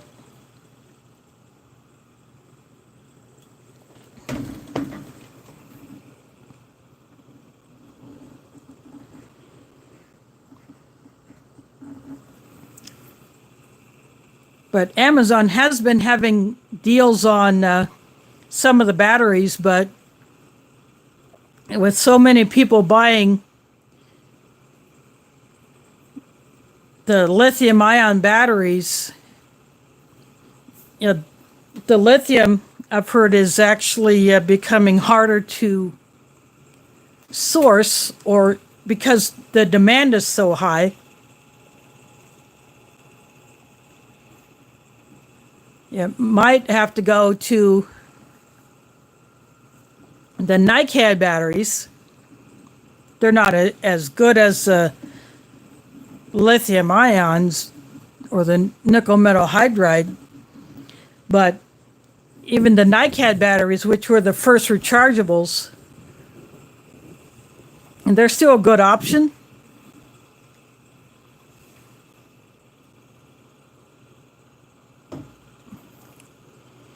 So if you want to get rechargeable batteries, they're the NiCads would probably be the best bet to go with right now until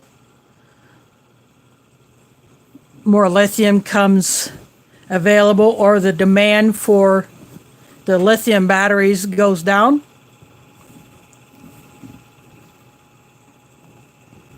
So that is something that I will be adding, is more rechargeable batteries, plus the regular batteries.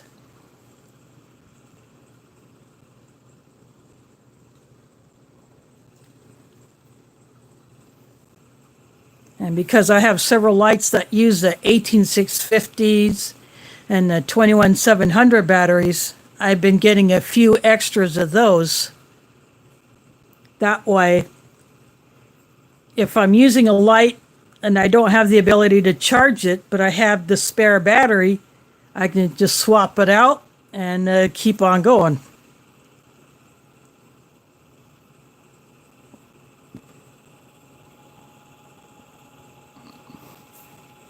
But you build those up a little bit at a time. And it's not like you have to go buy a 48 pack of rechargeable batteries right now. But if you get a few at a time, maybe every few months or whatever, you get a little bit of everything. And you just keep doing it that way, because that's the way I do it.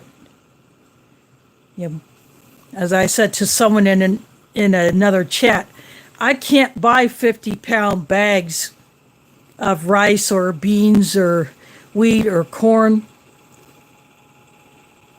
I can't go to a store, buy it, and then try to haul it. I don't drive. How am I supposed to do that? And because I live up a floor in my building, someone would have to bring that bugger in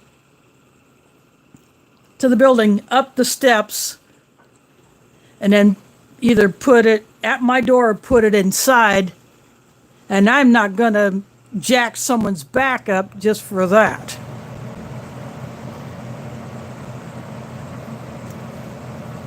So I buy in smaller quantities. I store in smaller quantities. The biggest Mylar bag I'll use is a gallon size.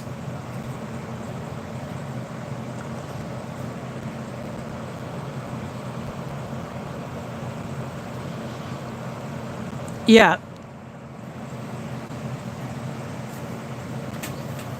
Yep, that's right. Get it while the getting's good. It's the same with everything. If you can afford to get extra batteries. Of course, the main thing now is getting extra food.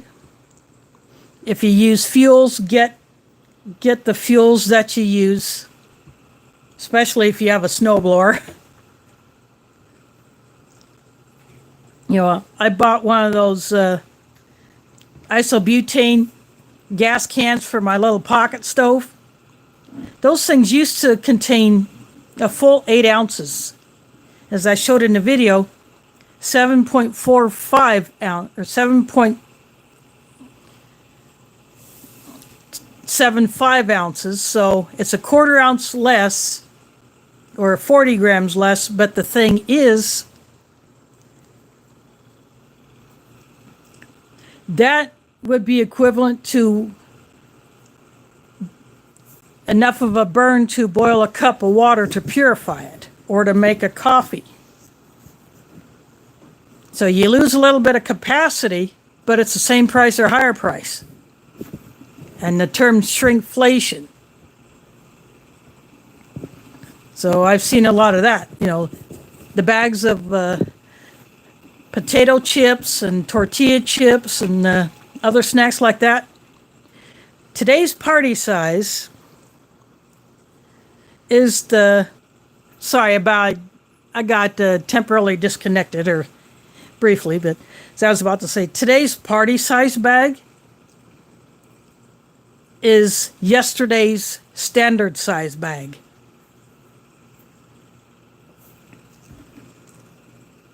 and then they jack the price. You go buy a bottle of dish soap, same size bottle, less product.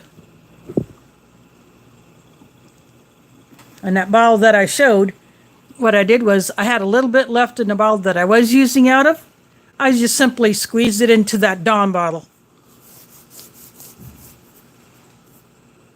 And filled it up to the top the way they used to be filled before the manufacturer decided to put less of it in a bottle and then jack the price.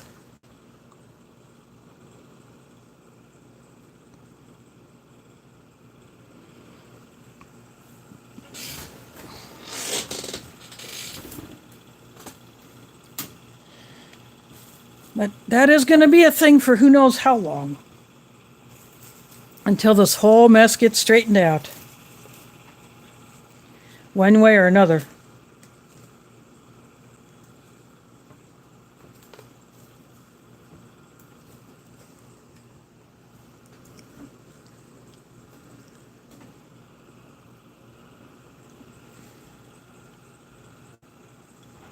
And I've said before, all of these items that I do not use, like the spoon, I save it.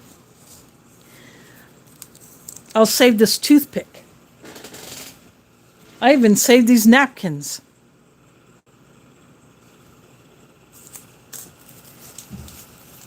You know, I did not use this or this, you know.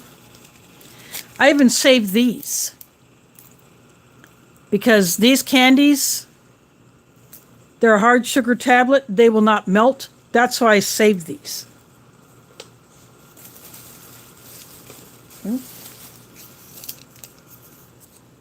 I saved these.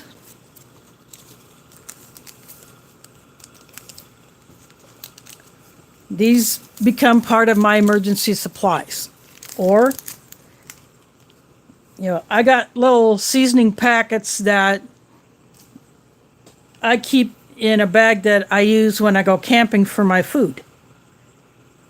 So if I need to resupply that little bag, I take things like this from a bigger bag and put those in there. Yeah, I got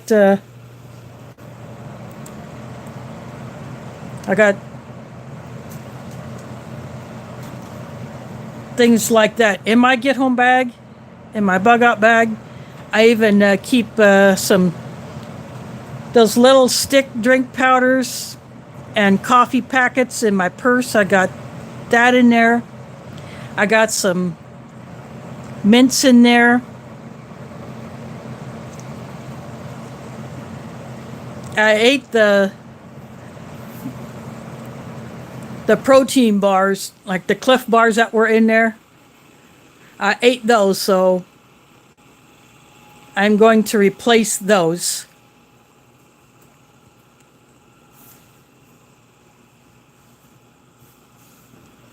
But I like to keep things like that in there. That way, if I need something to eat and I won't have access to any other food for quite some time, or I just don't have the time to eat an actual meal, then I got that I can chow down on. I keep my water bottle on the side of my get home bag, so that's the way I do it.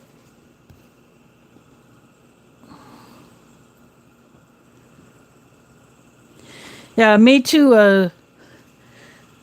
Spicy.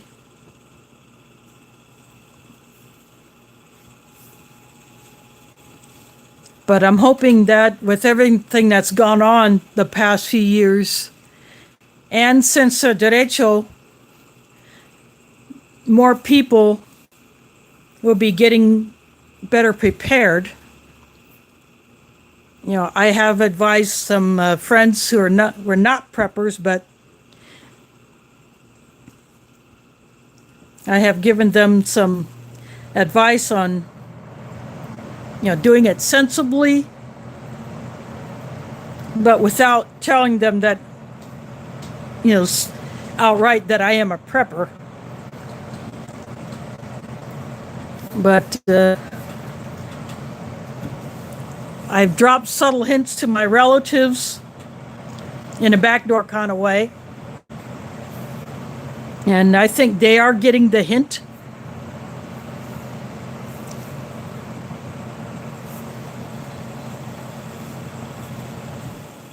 You know, they do keep food in another place other than their kitchen. I do know that.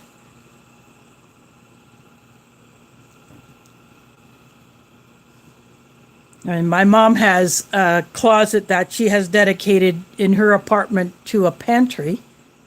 She has a space she can do that. I do not. So I just stash it where I can.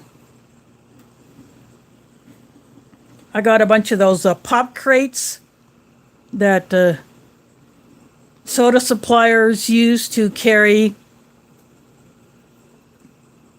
the bottles into the stores.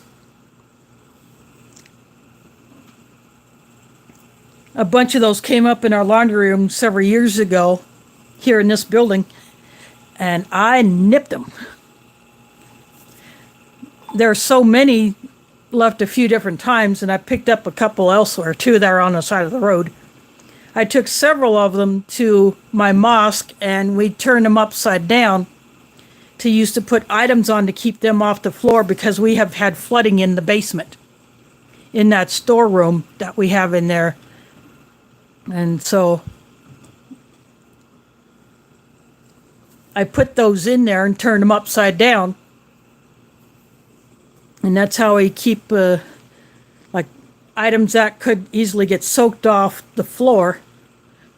But because we have not been doing meals, nothing's been stored on them. But once we get back to doing meals there again, you know, we'll utilize those to keep things a few inches off the floor, so that in the event of another flood in the building, there's more chance of those things being dry.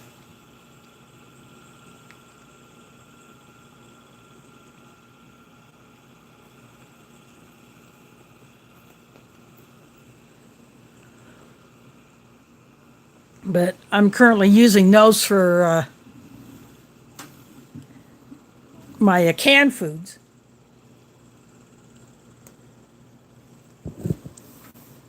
Since I don't have any shelves.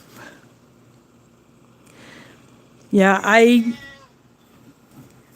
have two of them, but they're in my closet full of stuff.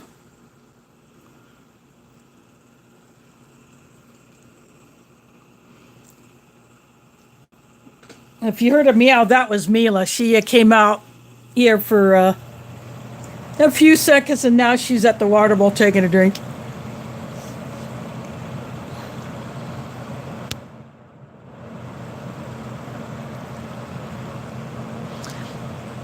Well, Spicy, what you could do, if you get one of those square dollies, they're probably a perfect match to put one of those milk crates on.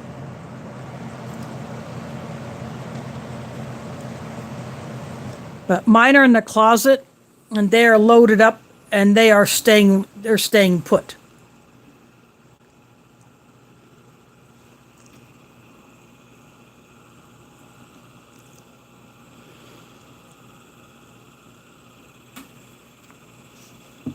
Yeah, Mila, it's Mila.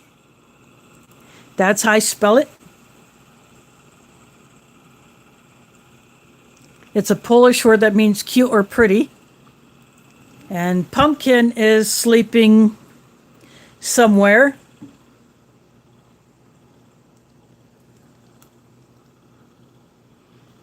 So she will be active later. Yeah.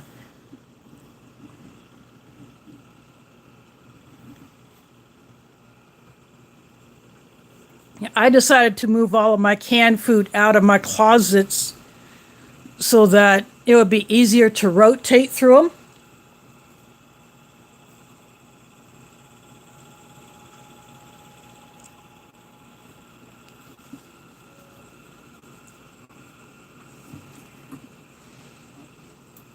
But I have other stuff in the closets.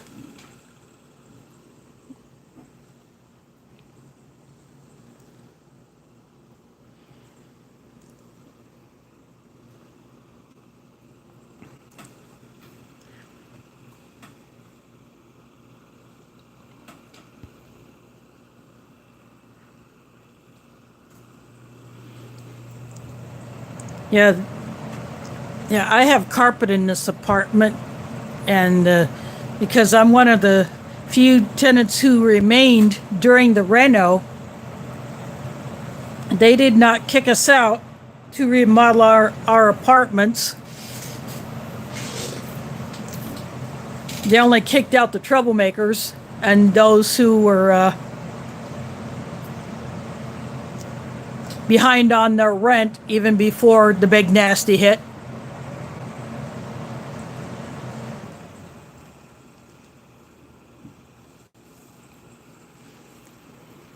So there are like 5 of us left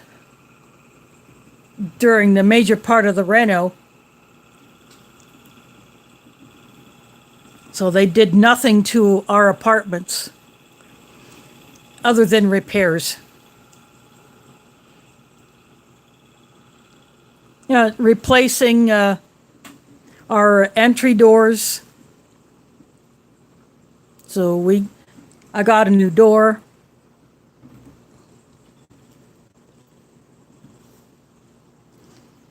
And the peephole is at a better height for me.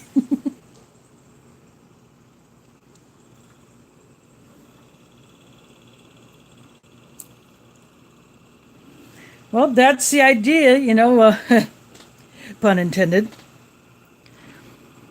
You give people ideas.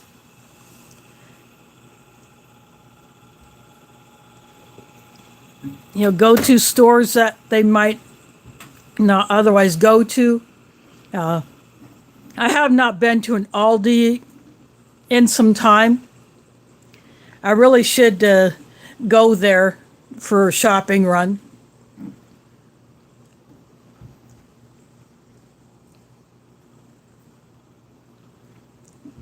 I know where 2 of them are. One is right next to a bus stop, and then the other one is just a few blocks away from a bus stop. Sorry, this table shakes. But there are some other stores that I usually don't go to. I have not been inside of a Dollar Tree for several years. Now the Dollar Trees are all jacking their base price up to $1.25.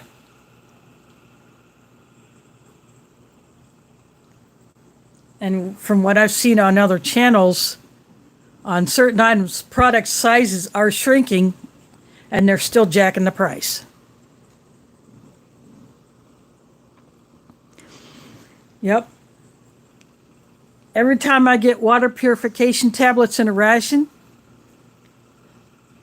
they get put into a bag. Either, I have bags that I keep that I call my water kits that I have my filters in. I put the tablets in there with those filters. I keep a few in my purse.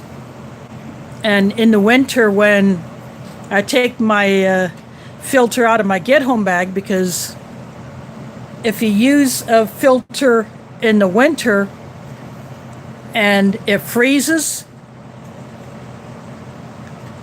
it's busted, it's useless. All those tiny hollow fibers that the water goes up through as it traps the particulates, those filaments can easily break when they freeze.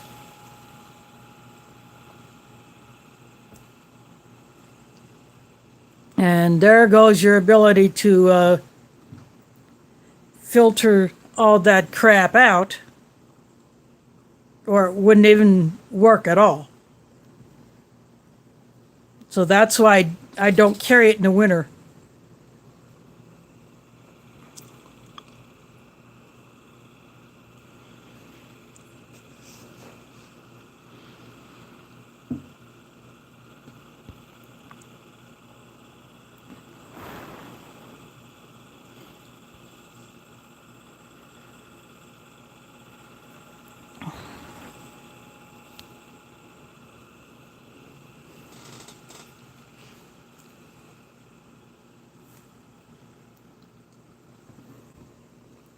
I'm just going through the chat. Yep, you want to make sure your filter is completely dried out after you use it before you put it away for storage. And if you use it in the cold, when you're done with it, after you try to get as much of the water out of it, if you stick it inside your clothes and keep it somehow keep it inside so your body heat can keep it warm, or if you're camping, you put it in your sleeping bag with you.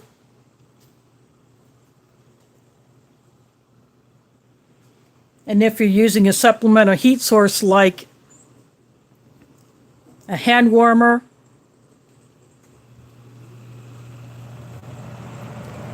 and you keep it near that,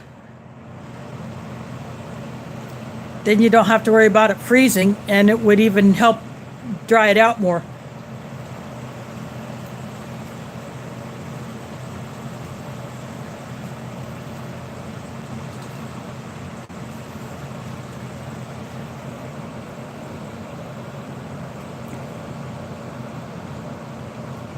Yeah, it's Berkey, not Berkeley. It's Berkey.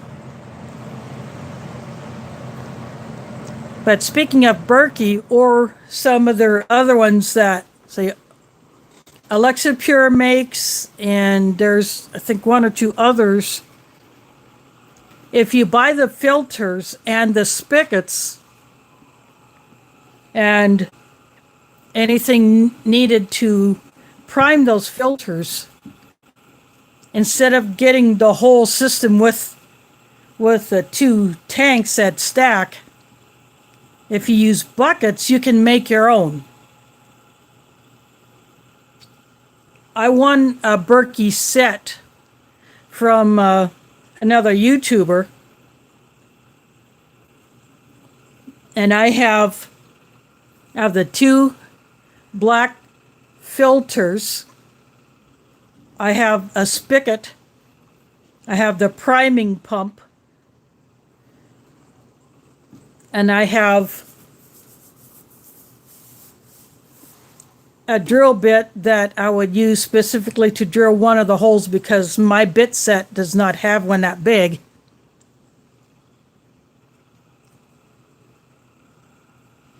So I bought a bigger drill bit for that size hole. And I have two buckets that would be my, I call it the bucket Berkey. But there are videos on YouTube that show how to do that.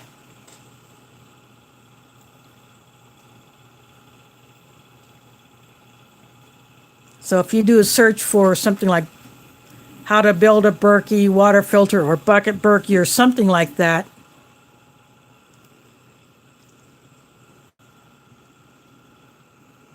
those videos will show you how to do that with a couple of plastic buckets.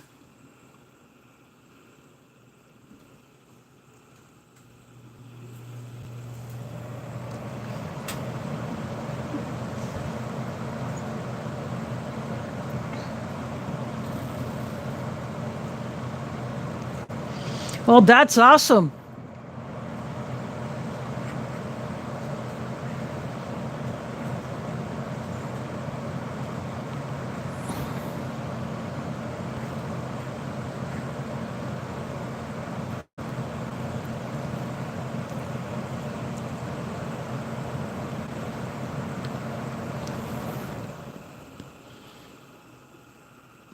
Nope, that's...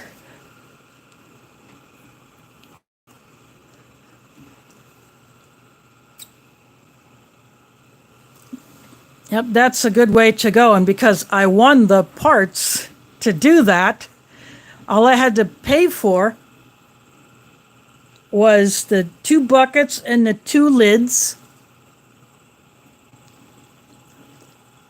And of course I bought a drill bit. I also bought a really skinny file that I can use to clean out the holes to get any of the burrs out, to make it smooth so that everything will fit better when I go to assemble it. I just have not done it yet.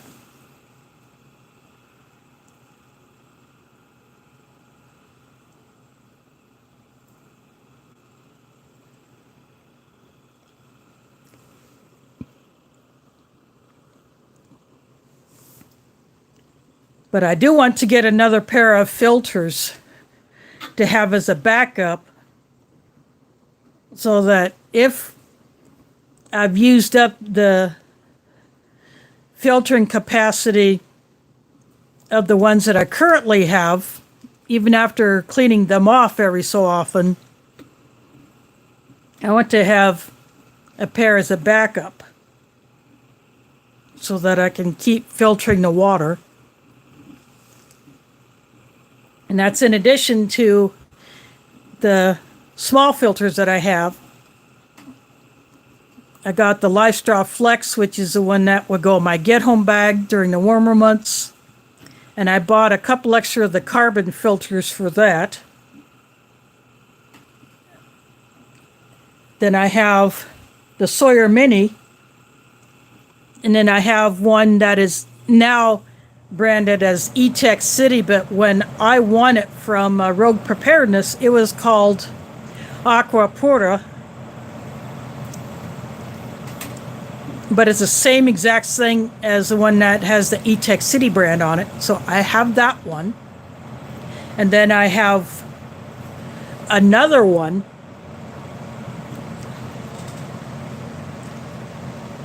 that actually has a Minotaur Trading Company logo on it.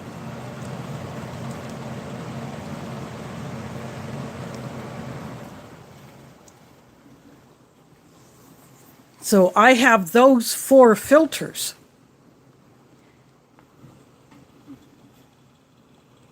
And then in that shopping haul I did, the first part where I showed the non-food items, I bought a pack of those number 2 cones.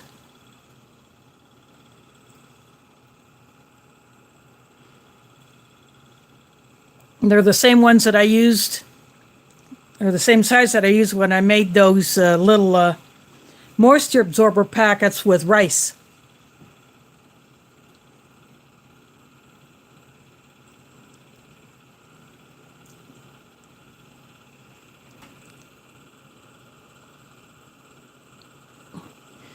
Well, I guess I will let you go at it, CR, because I'm probably going to go ahead and close this out.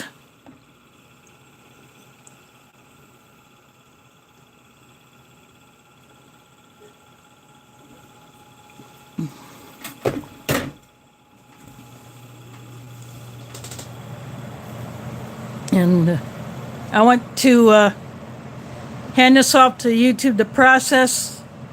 And then I want to get my tablet back on.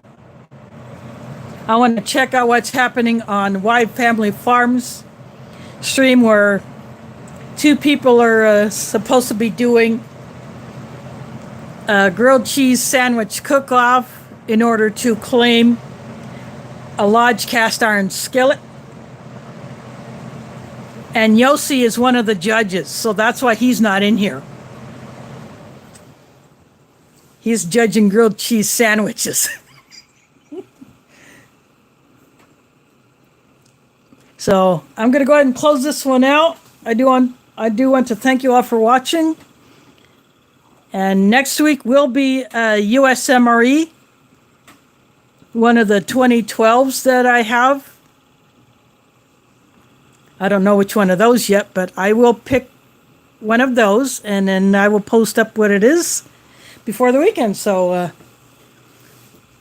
anyway, I want to thank you all for watching and catch you on the flip side.